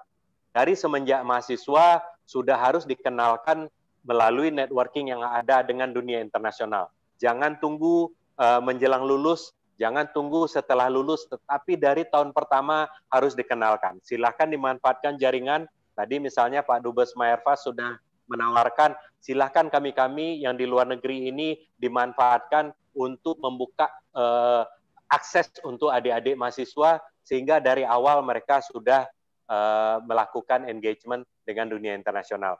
Mungkin itu sedikit sumbang saran kami, Pak Profesor Fasli. Sekali lagi terima kasih. Dan tentu kami sebagai bagian dari diplomasi siap mendukung kapanpun dipanggil, kita siap berkontribusi demi kejayaan bangsa dan negara dan secara khusus untuk membantu anak-anak muda Minang. Assalamualaikum warahmatullahi wabarakatuh. Waalaikumsalam warahmatullahi wabarakatuh. Terima kasih Pak Dubes Denny. Kita mau mendengar pengantar yang sebenarnya kita minta di tengah. Sudah mendengar narasumber kita dari Bapak Burmalis Ilyas. Beliau ini yang paling sibuk menyiapkan acara-acara Minang Diaspora Network Global ini, termasuk acara diplomat ini. Kami persilakan Pak Burmalis, tapi nanti diikuti oleh beberapa yang sudah kita minta memperkaya 2-3 menit. Satu adalah Profesor Reni. Beliau ini adalah perempuan pertama yang menjadi deputi di Lemhanas, ya. Beliau guru besar di UNAN, dosen UNAN, dan banyak juga bicara masalah ketahanan nasional dan tentu bagaimana peran diplomasi dalam hal itu. Dan kemudian pendek-pendek mungkin juga apresiasi dari diplomat muda kita, 2 orang yang hadir hari ini, yaitu Bapak Fahri Sulaiman, Konsul Jenderal kita di Songkla, dan juga Bapak Hanif, Konsul Jenderal kita di Saigon, ya, sekarang Ho Chi Minh City. Nanti kita dengar pendek-pendek, dan baru Bapak dan Ibu silakan melihat pertanyaan di setting. Kalau enggak, nanti saya summary-kan beberapa. Bagi Bapak dan Ibu yang ingin menjawab pertanyaan, silakan, baik kepada diri sendiri maupun pada yang lain yang kira-kira relevan ditanggapi, atau kalau tidak ada yang relevan, mungkin mau menyampaikan closing statement, sehingga itulah bagian terakhir dari roundtable kita ini. Kami persilakan Pak Burmalis. Assalamualaikum warahmatullahi wabarakatuh. Waalaikumsalam warahmatullahi wabarakatuh. Ya, kami atas nama pengurus Minang Diaspora Network Global, Jaringan Perantau Minang Sedunia, mengucapkan terima kasih yang sebesar-besarnya kepada Prof. Fasli Jalal dan Universitas Yarsi. Jadi Prof. Fasli ini luar biasa, tidak hanya terbatas pada isu pendidikan, di isu-isu pariwisata, diplomatik, beliau juga sangat paham dengan isu-isu tersebut. Mudah-mudahan beliau juga berminat menjadi duta besar nanti dan mempunyai rezeki insya Allah. Kami tentu sangat berterima kasih kepada semua duta besar yang senior dan yang masih aktif, Bapak Hasim Jalal, Bapak Wisber Luis, Bapak Ibrahim Yusuf, Bapak Komjen Ahwilutan, Bapak Yusra Khan, Bapak Iza Fadri, Prof. Yuliandri, Bapak Maya Erfas, Bapak Ferry Adamhar, Bapak Al-Busra Basnur, dan Uda Deni Abdi, yang menyempatkan waktunya berbagi dengan kita, berbagi ilmu dan pengalaman, bagaimana kiat-kiat untuk menjadi seorang diplomat yang bisa berkarir di jenjang Kementerian Luar Negeri. Dan kita alhamdulillah bisa dikatakan pada kali ini ya bisa semacam reuni duta besar khusus Minang, ya. Alhamdulillah kita terima kasih banyak atas waktu para dubes-dubes yang berkenan hadir pada hari ini. Mengenai kita sudah banyak mendengar pendapat-pendapat dan bagaimana orang Minang itu mempunyai DNA diplomat. Bahkan sekelas Menlu, Ibu Retno Marsudi mengatakan bahwa orang Minang itu mempunyai bakat atau DNA diplomat. Nah, pertanyaannya adalah apakah kita hanya puas dengan pujian tersebut? Tentu perlu penelitian kuantitatif dan kualitatif bagaimana peran diplomat dan kiprah diplomat Minang baik masa lalu dan masa saat ini, dan bagaimana kita mempersiapkan ke depannya. Dari berbagai pendapat tadi perlu kita rangkum nanti apa yang harus kita lakukan. Artinya kita tidak hanya puas dengan pujian-pujian, tapi juga mempersiapkan bagaimana ke depannya. Jadi tujuan webinar kita ini adalah bagaimana kita semua duta besar memberikan inspirasi kepada generasi muda Minang yang tertarik dalam dunia diplomatik dan mempersiapkan kiat-kiatnya bagaimana bisa berkiprah di Kementerian Luar Negeri. Dan perlu dan sudah kita ketahui bahwa menjadi diplomat ataupun duta besar tidak harus juga melalui jenjang diplomatik. Ada yang dari TNI Polri, ada yang dari politisi, ada dari dosen. Jadi masih terbuka peluang untuk menjadi duta besar. Dan seperti kata Uda Deni, untuk menjadi diplomat itu tidak hanya diplomat secara karir, tapi juga kita bisa menjalankan fungsi-fungsi diplomatik. Mungkin ketika kami silaturahmi dengan masyarakat Minang di luar negeri, selaku Direktur Eksekutif Minang Diaspora, kami juga mungkin sudah melakukan fungsi diplomatik ya dalam mempromosikan Sumatera Barat dan membangun jejaring networking orang Minang sedunia. Jadi alhamdulillah tadi kita sudah mendengar bagaimana kiat-kiat skill-skill apa saja yang perlu kita siapkan. Alhamdulillah ketika zaman kemerdekaan kita sudah mempunyai Menteri Luar Negeri Haji Agus Salim, Sultan Syahrir, dan pada era kontemporer saat ini kita punya tokoh Minang juga yang pernah menjadi Menteri Luar Negeri di Kerajaan Malaysia, yaitu Bapak Datuk Seri Utama Dr. Tan Sri Rais Yatim, dan Wakil Menteri Luar Negeri yaitu UDA Dr. Dino Patijala.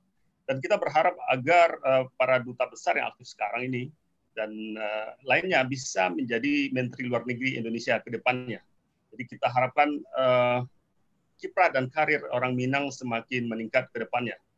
Kemudian harapan kami supaya ada lembaga khusus atau lembaga pendidikan, semacam sekolah tinggi yang fokus kepada mencetak kader-kader diplomatik ini. Kami punya ide semacam sekolah tinggi ilmu diplomatik, yang mungkin bisa kita namakan sekolah tinggi ilmu diplomatik Haji Agus Salim.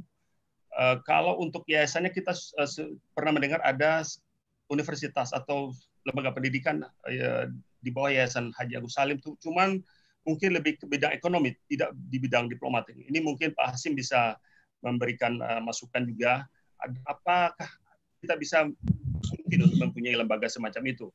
Jadi insya Allah webinar kali ini tidak hanya sebatas kali ini, karena memang ide-ide luar biasa, pengalaman luar biasa ini perlu kita gali ke depannya. Jadi akan kita follow up dengan workshop atau training-training yang lebih spesifik ke depannya. Kemudian tentu saja bagaimana peran duta besar diplomat Minang di luar negeri. Mudah-mudahan kita Minang Diaspora bisa menjembatani dengan pemerintah Sumatera Barat. Jadi Prof. Fasli, terima kasih banyak atas waktunya. Mudah-mudahan webinar kita ini bermanfaat buat kita semua, baik masyarakat Minang di ranah maupun di rantau.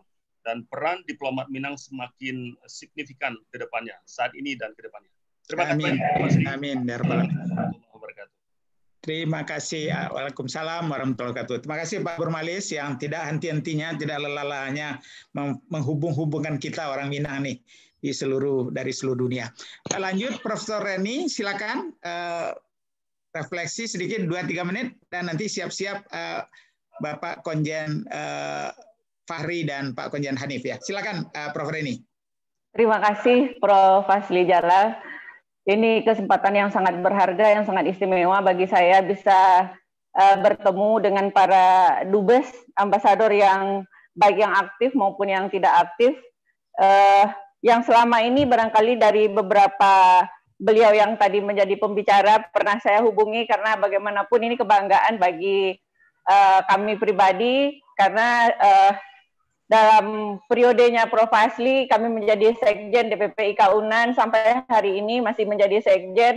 Artinya ini kekuatan yang sangat luar biasa bagi Universitas Andalas sebagai alumni yang memang sangat berpotensi dan sangat teristimewa bagi para alumni, seperti yang sudah disampaikan oleh beliau-beliau bahwa kesempatan ini jangan kita sia-siakan, terutama bagi alumni-alumni. Tentu saja Pak Rektor di sini yang saya hormati, para dubes yang saya muliakan, Prof Fasli, ini adalah kesempatan yang luar biasa yang bisa bertemu dengan para senior yang ada di Universitas Andalas, yang beliau-beliau sudah melanglang buana mengisi celah-celah dari kepentingan-kepentingan negara menjadi perpanjangan tangan dari negara di mancanegara. Saya ingin sekali dalam hal ini, tadi sudah sebelum acara ini mulai saya sudah bergabung. Sampai detik ini saya masih tetap bergabung, jadi luar biasa, dan saya mendengarkan setiap paparan yang disampaikan oleh para duta besar tadi.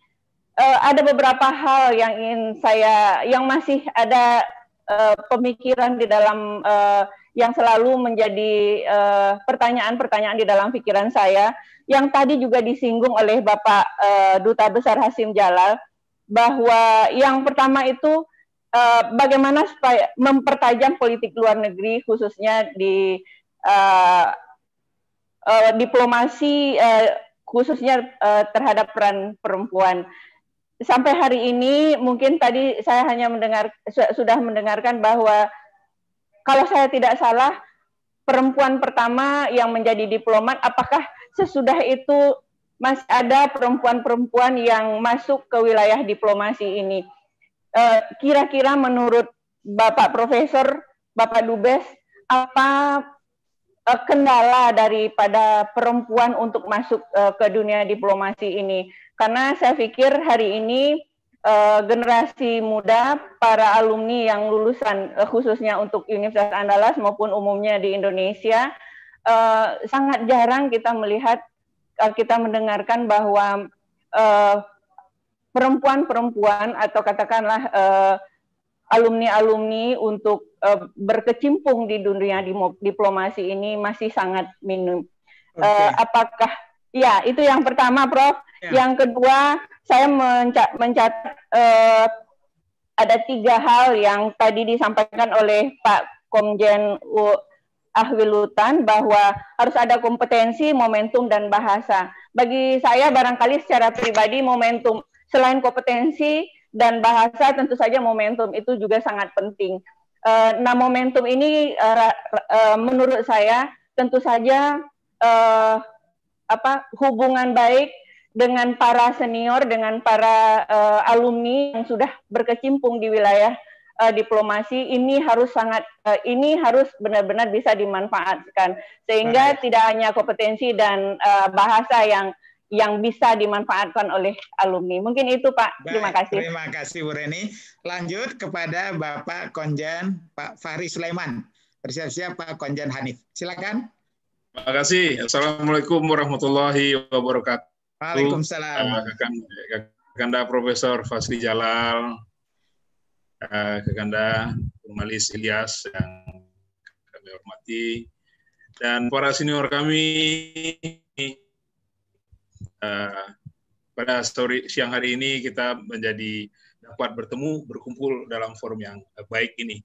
Bagi saya pribadi izinkan agak sedikit emosional karena Pak Fasli Jalal dapat kami sampaikan bahwa kami memulai karir di Kementerian Luar Negeri sebagai diplomat karir 28 tahun yang lalu. Bekerja untuk pertama kali selesai pendidikan adalah sebagai sekretaris daripada Bapak Profesor Hasim Jalal.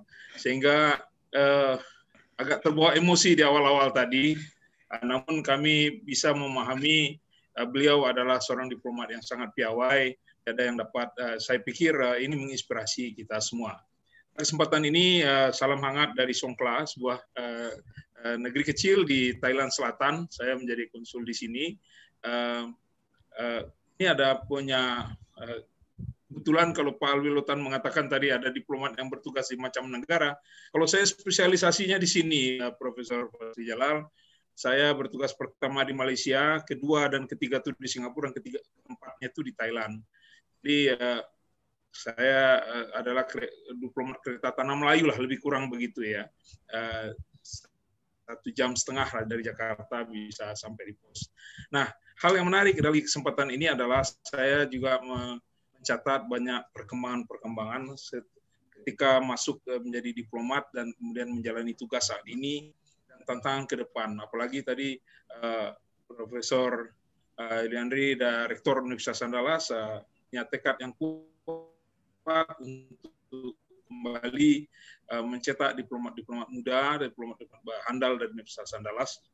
Jadi ada beberapa kata kunci yang sudah kita bisa rangkumkan, khususnya yang disampaikan oleh Duta Besar Denny Abdi.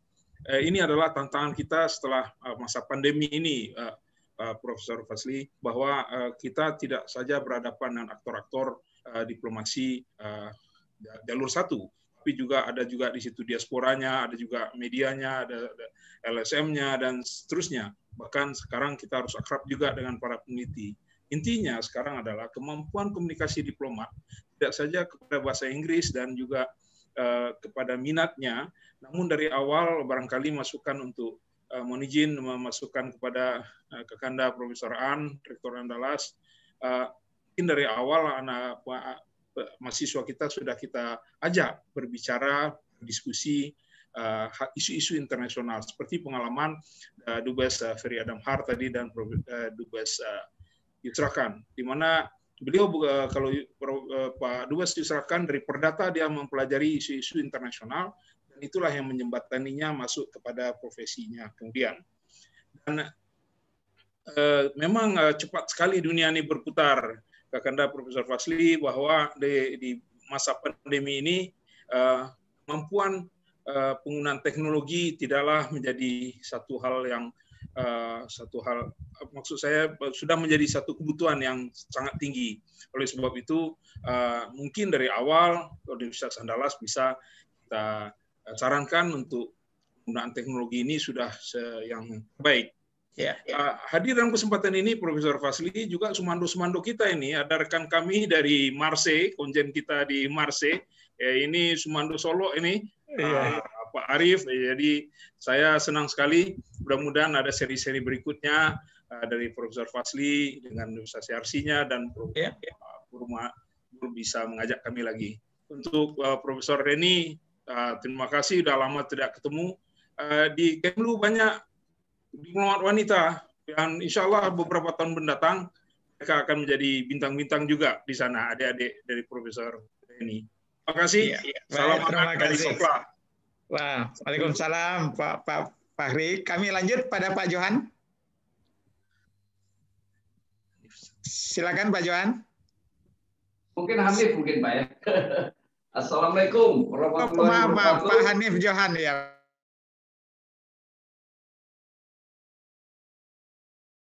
Tanzania terakhir kakaknya Erni Johan Pak. Oke.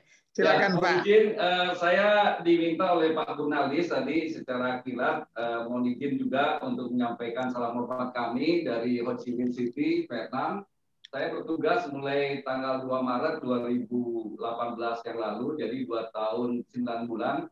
Kurang lebih 5 bulan lagi kami tersisa tugas di Ho Chi Minh. Kami di sini menyapa duta besar senior kita seluruhnya, mohon izin karena waktu juga. Kami dengan hormat seluruh duta besar dari senior Bapak Hasim Jalal sampai tadi Bapak Dubes Dedi yang akan jadi dubes kami juga di Vietnam. Kami menyampaikan salam hormat kami dan termasuk juga ke Rektor UNAN. Oleh karena itu kami akan menggunakan kesempatan yang singkat ini melihat dari pengalaman kami dulu pernah penempatan di London dan juga sering menjemput Pak Hasim Jalal juga karena putra beliau Pak Dino juga satu pos dengan kami di London. Kemudian kami juga bertemu dengan Pak Prof. Fasli Jalal itu ketika beliau wakil Mendikbud. Waktu itu saya siap-siap mau ke Turki, Pak. Ada makan malam dengan Turki di salah satu hotel dan Bapak ada di situ. Dan saya penempatan ketiga saya di Turki. Sebelum di Turki saya pernah di Jepang juga. Dan sebelum di Ho Chi Minh saya Direktur Pengkajian Politik sama unitnya di bawah Pak Profesor Ibu Reni Marieni, tapi Ibu Profesor waktu itu masih pendidikan PPSA ya Bu ya. Saya baru bergabung berangkat, Ibu Prof masuk. Jadi kita selisih Pak. Jadi saya izinkan saya sedikit memberikan kontribusi untuk diplomat Minang kita yang mungkin kita harapkan generasi penerus di Kemlu dari UNAN ataupun dari universitas lainnya di Sumatera Barat. Saya punya pengalaman begini, artinya kalau kita menjadi diplomat itu antara perang dan damai. Kegagalan diplomasi itu mengakibatkan perang. Nah, kalau seandainya kemenangan pun itu harus dicapai juga dengan diplomasi. Jadi dua sisi itu adalah satu tali mata uang. Oleh karena itu, di dalam mendidik diplomat, saya punya pengalaman sendiri melihat bagaimana diplomat Indonesia merebut atau menyatukan Nusantara yang besar ini dari barat ke timur yang bisa sampai 8 jam terbang di udara, itu luar biasa. Kita melihat betapa jasa diplomat kita yang begitu ofensif melakukan diplomasi total, yang tadi disebut Pak Denny adalah diplomasi kedaulatan pada saat awal kemerdekaan, itu kita bisa merebut atau mengembalikan Papua atau Irian Jaya, itu kita belum menjual freeport kita, belum menjual Bontang kita, belum menjual Asahan kita. Kita bisa berebut itu. Kita punya pesawat, punya frigate, punya kapal selam, punya macam-macam. Artinya apa? Kita berdiplomasi kita luar biasa dan kita mempunyai senjata yang kuat.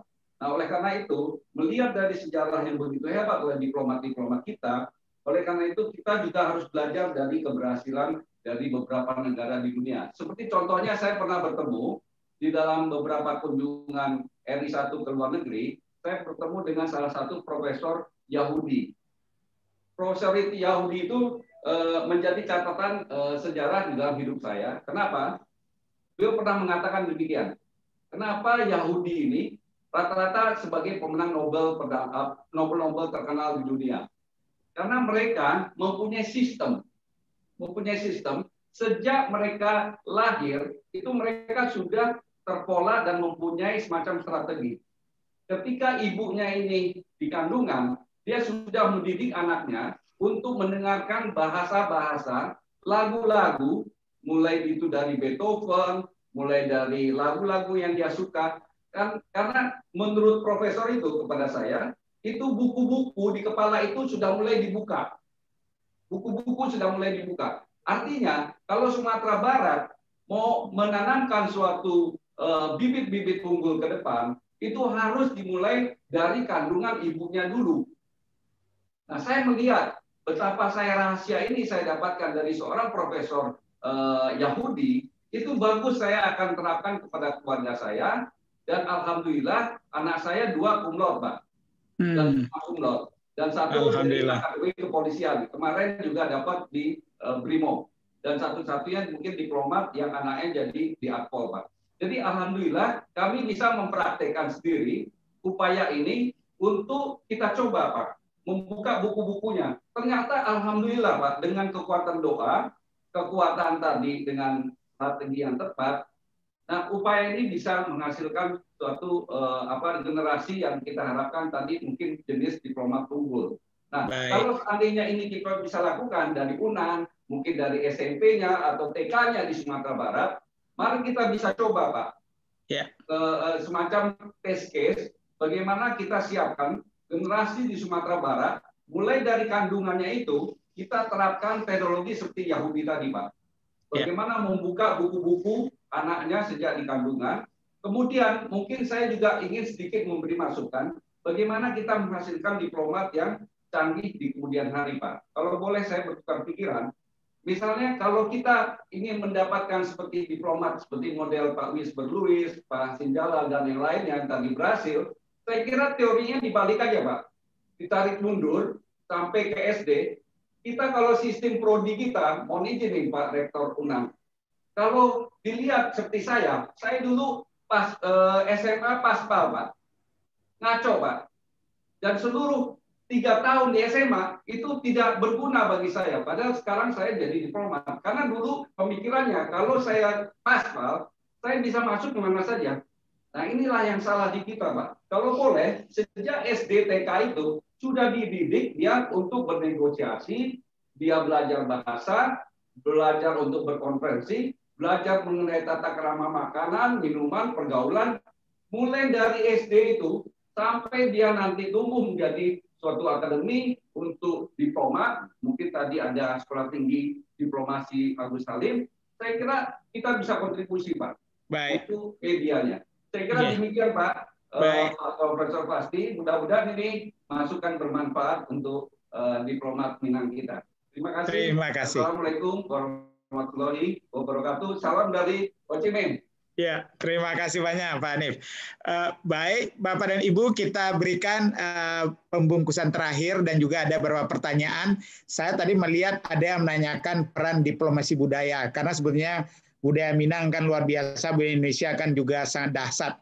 Dan kita melihat kalau hadir di forum-forum internasional, setiap kebudayaan Indonesia, apalagi kebudayaan Minang, hadir di forum-forum itu dimanapun belahnya di dunia selalu diakhiri dengan standing ovation, ya, demikian kuatnya penghargaan orang. Nah, itu ada pertanyaan tadi, gimana peran diplomasi budaya ini? Dan kemudian mungkin tadi sudah banyak yang disinggung tentang kesiapan kepada generasi muda Minang. Kami atas interaksi kita MDGN dengan para guru, sekarang kita sedang menyiapkan guru-guru kita untuk mendapatkan pengalaman lanjutan sesudah dia mengikuti proses di Sumatera Barat. Kami sedang mencari dana bagaimana mengirim guru-guru kita yang terpilih yang betul-betul punya modal dan punya kesiapan untuk dirinya dan untuk berbagi nanti ketika pulang, dan dia sudah berperan memberdayakan guru-guru lain. Kiriman pertamanya ke Australia nanti, sesudah COVID ini selesai, apakah tahun 2021 nanti, tapi kami sudah menyiapkan seleksinya dari sekarang. Kami ingin juga nanti Pak Merfas dan Pak Ferry mungkin ke Eropa nanti ya, agak berapa orang, ke Amerika agak berapa orang, dari samping ke Cina, Korea, dan Jepang ya. Itu beberapa negara, dan India yang juga di bidang STEM ini juga mereka cukup menonjol. Baik, silakan Pak Hasim, Profesor Hasim Jalal, kami persilakan Pak. Terima kasih. Sudah sangat banyak sekali yang dibahas dan saya kira sangat berguna buat kita. Kalau di masa yang lalu misalnya Universitas Andalas itu sangat menonjol di Kemlu, mungkin barangkali sekarang kita harus berusaha menghidupkannya kembali. Itu satu. Yang kedua, saya ditanya bagaimana menjadi diplomat itu supaya menjadi benar.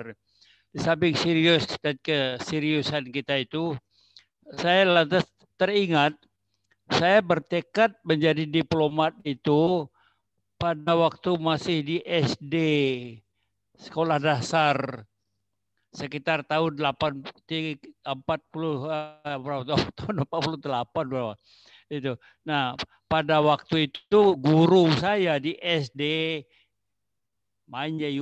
SD sekolah dasar, ya, waktu saya masih kelas 2, kelas 3, namanya Pak Kamal.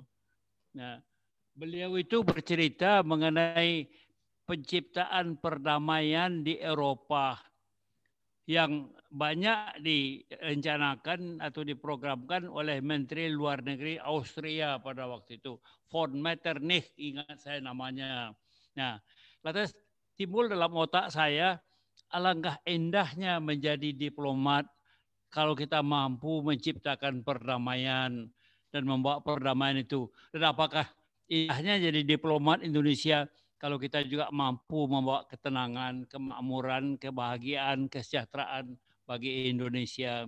Nah, sejak saat itulah Pak Fadli, saya itu bercita-cita menjadi diplomat dan ingin menyelesaikan studi saya sesungguh-sungguhnya dengan masuk ke Akademi Dinas Luar Negeri itu. Nah, setelah tamat dari Akademi Luar Negeri, saya langsung mencari jalan sendiri belajar ke Amerika yang waktu itu juga tidak didukung oleh Kementerian Luar Negeri tapi diizinkan pergi. Dan saya cari beasiswa sendiri dan selesai di sana di Amerika. Di situ saya belajar banyak mengenai diplomasi ini. Selesai dari diplomasi itu saya pulang ke Jakarta. Tapi barangkali tidak ada orang yang pulang dari New York ke Jakarta melalui laut. Saya naik kapal pulang ke Jakarta karena saya belajar mengenai kelautan di Amerika itu. Nah, dengan naik kapal selama berminggu-minggu di Samudra Atlantik, Samudra Hindia, dan lain-lain itu, Laut Merah, dan Laut Tengah itu, dan mampir di beberapa kota, saya memahami di situ tentang pentingnya kita menjaga hubungan-hubungan yang baik dengan berbagai-bagai negara itu. Nah, inilah yang kemudian menjiwai saya dan membuat saya bagaimana mendengarkan pendapat orang lain dan mendorong pendapat kita. Nah, untuk maksud itu saya pribadi, Pak, mencoba kemudian mempelajari apa yang ada di bawah laut itu. Dengan saya berminggu-minggu berlayar dari New York ke Jakarta, menjadi pikiran saya apa yang ada di bawah laut itu dan yang bisa dimanfaatkan buat negara Republik Indonesia dan buat rakyat Indonesia. Nah, makanya kemudian saya banyak memberikan pikiran-pikiran mengenai pengalaman segala macam itu. Tapi cukup banyak yang sampai hari ini tidak terlaksana dan tidak terrealisir. Yang saya mengerti tentunya karena faktor-faktor teknologi dan segala macam itu. Jadi dengan jalan demikian saya juga barangkali kemudian aktif di dalam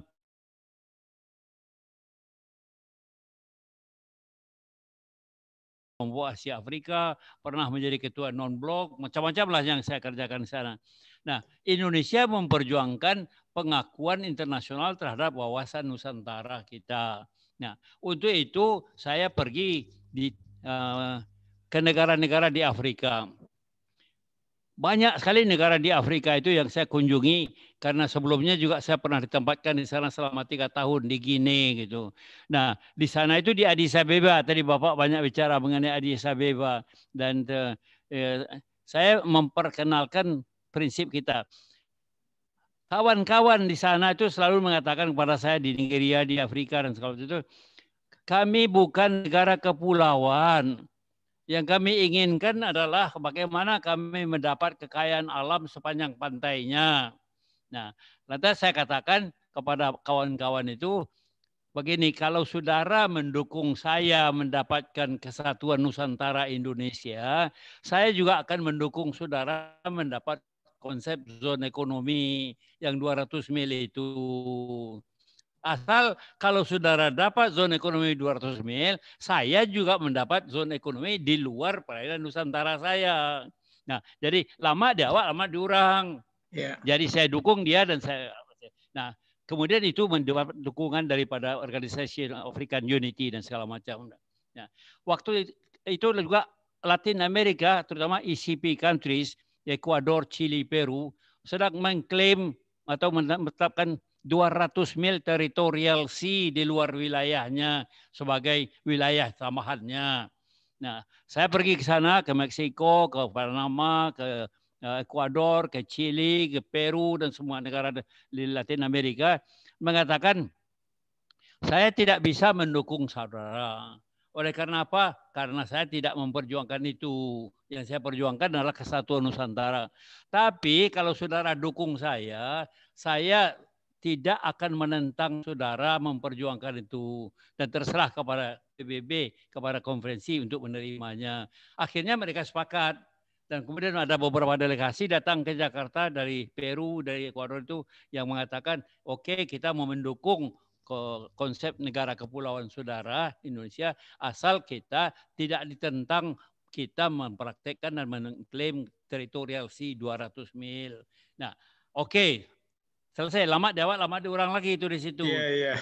Nah, lantas kemudian dengan Amerika, dengan Kanada, dengan Jerman dan lain-lain itu, saya juga berdiskusi. Amerika misalnya mengatakan mula-mula menentang konsep negara kepulauan. Nah, lantas saya katakan kepada mereka waktu saya berkunjung ke situ, kalau saudara menentang saya mendapatkan negara kepulauan, kenapa saudara meminta kewenangan atas continental margin di luar 200 mil? Asal itu merupakan kelanjutan alamiah dari wilayah darat Amerika ke Samudra Pasifik, ke Samudra Atlantik. Oh, itu kelanjutan alamiah, itu hak kami. Ya, hak kami karena pendapat saudara demikian. Begini aja lah saya bilangkan ya. Saudara tidak usah menentang saya tentang negara kepulauan saya, dan saya akan mendukung saudara untuk memperoleh hak atas continental margin di luar 200 mil itu, asal saya juga dapat.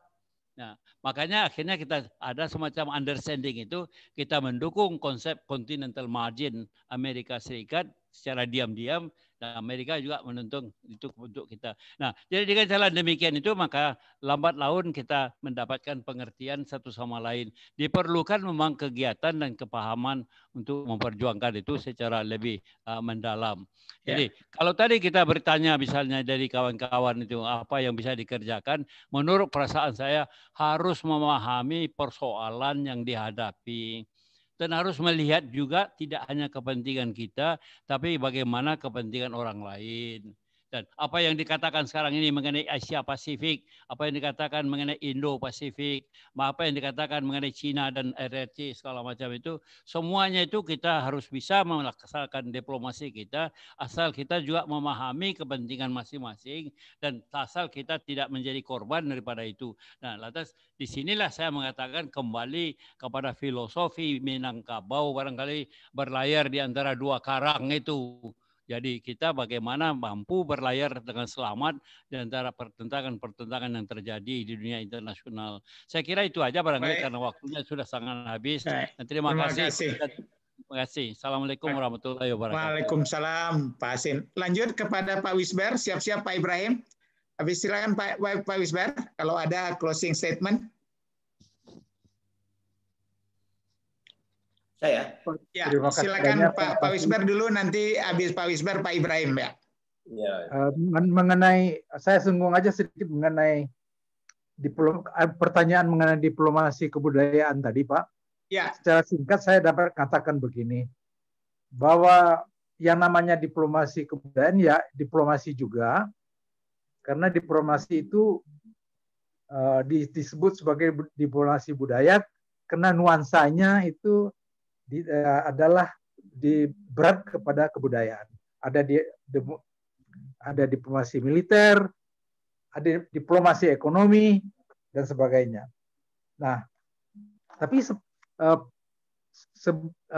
dengan demikian sebagai bagian integral dari diplomasi, kegiatan kebudayaan yang kita masukkan, yang kita sebut sebagai diplomasi kebudayaan itu merupakan alat untuk mencapai tujuan diplomasi kita itu. Apa tujuan diplomasi? Yaitu mengenai tercapainya apa yang tercantum dalam kebijakan luar negeri kita. Pada hakikatnya diplomasi adalah instrumen utama untuk mencapai tujuan nasional yang tercantum di dalam kebijakan luar negeri nasional. Dan diplomasi kebudayaan adalah salah satu aspek dari diplomasi itu. Jadi dilaksanakannya secara terintegrasi dengan kegiatan diplomatik secara keseluruhan.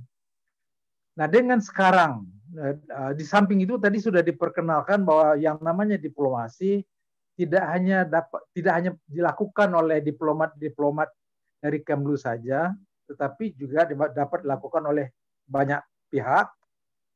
Dan itu sekarang yang disebut sebagai multi-track diplomasi. Jadi guru besar yang sedang pergi ke luar negeri juga menjalankan diplomasi, termasuk rombongan-rombongan kebudayaan itu juga menjalankan diplomasi. Dalam kaitan ini, sebagai alat untuk mencapai tujuan politik kebijakan luar negeri kita melalui diplomasi kebudayaan, ini tentu dilakukan secara terkoordinasi, dan kalau di perwakilan-perwakilan itu porsi ini banyak diserahkan kepada atase kebudayaan yang mempunyai atase kebudayaan atau atase pendidikan dan kebudayaan, di mana tidak ada atase pendidikan dan kebudayaan itu digabungkan dengan pejabat yang bertugas menjalankan diplomasi dan hubungan kebudayaan. Umpamanya ketika saya bertugas di Paris sebagai sekretaris 1 dan counselor, itu saya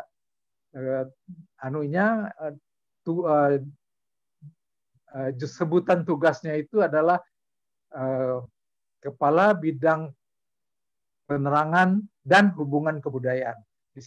Dalam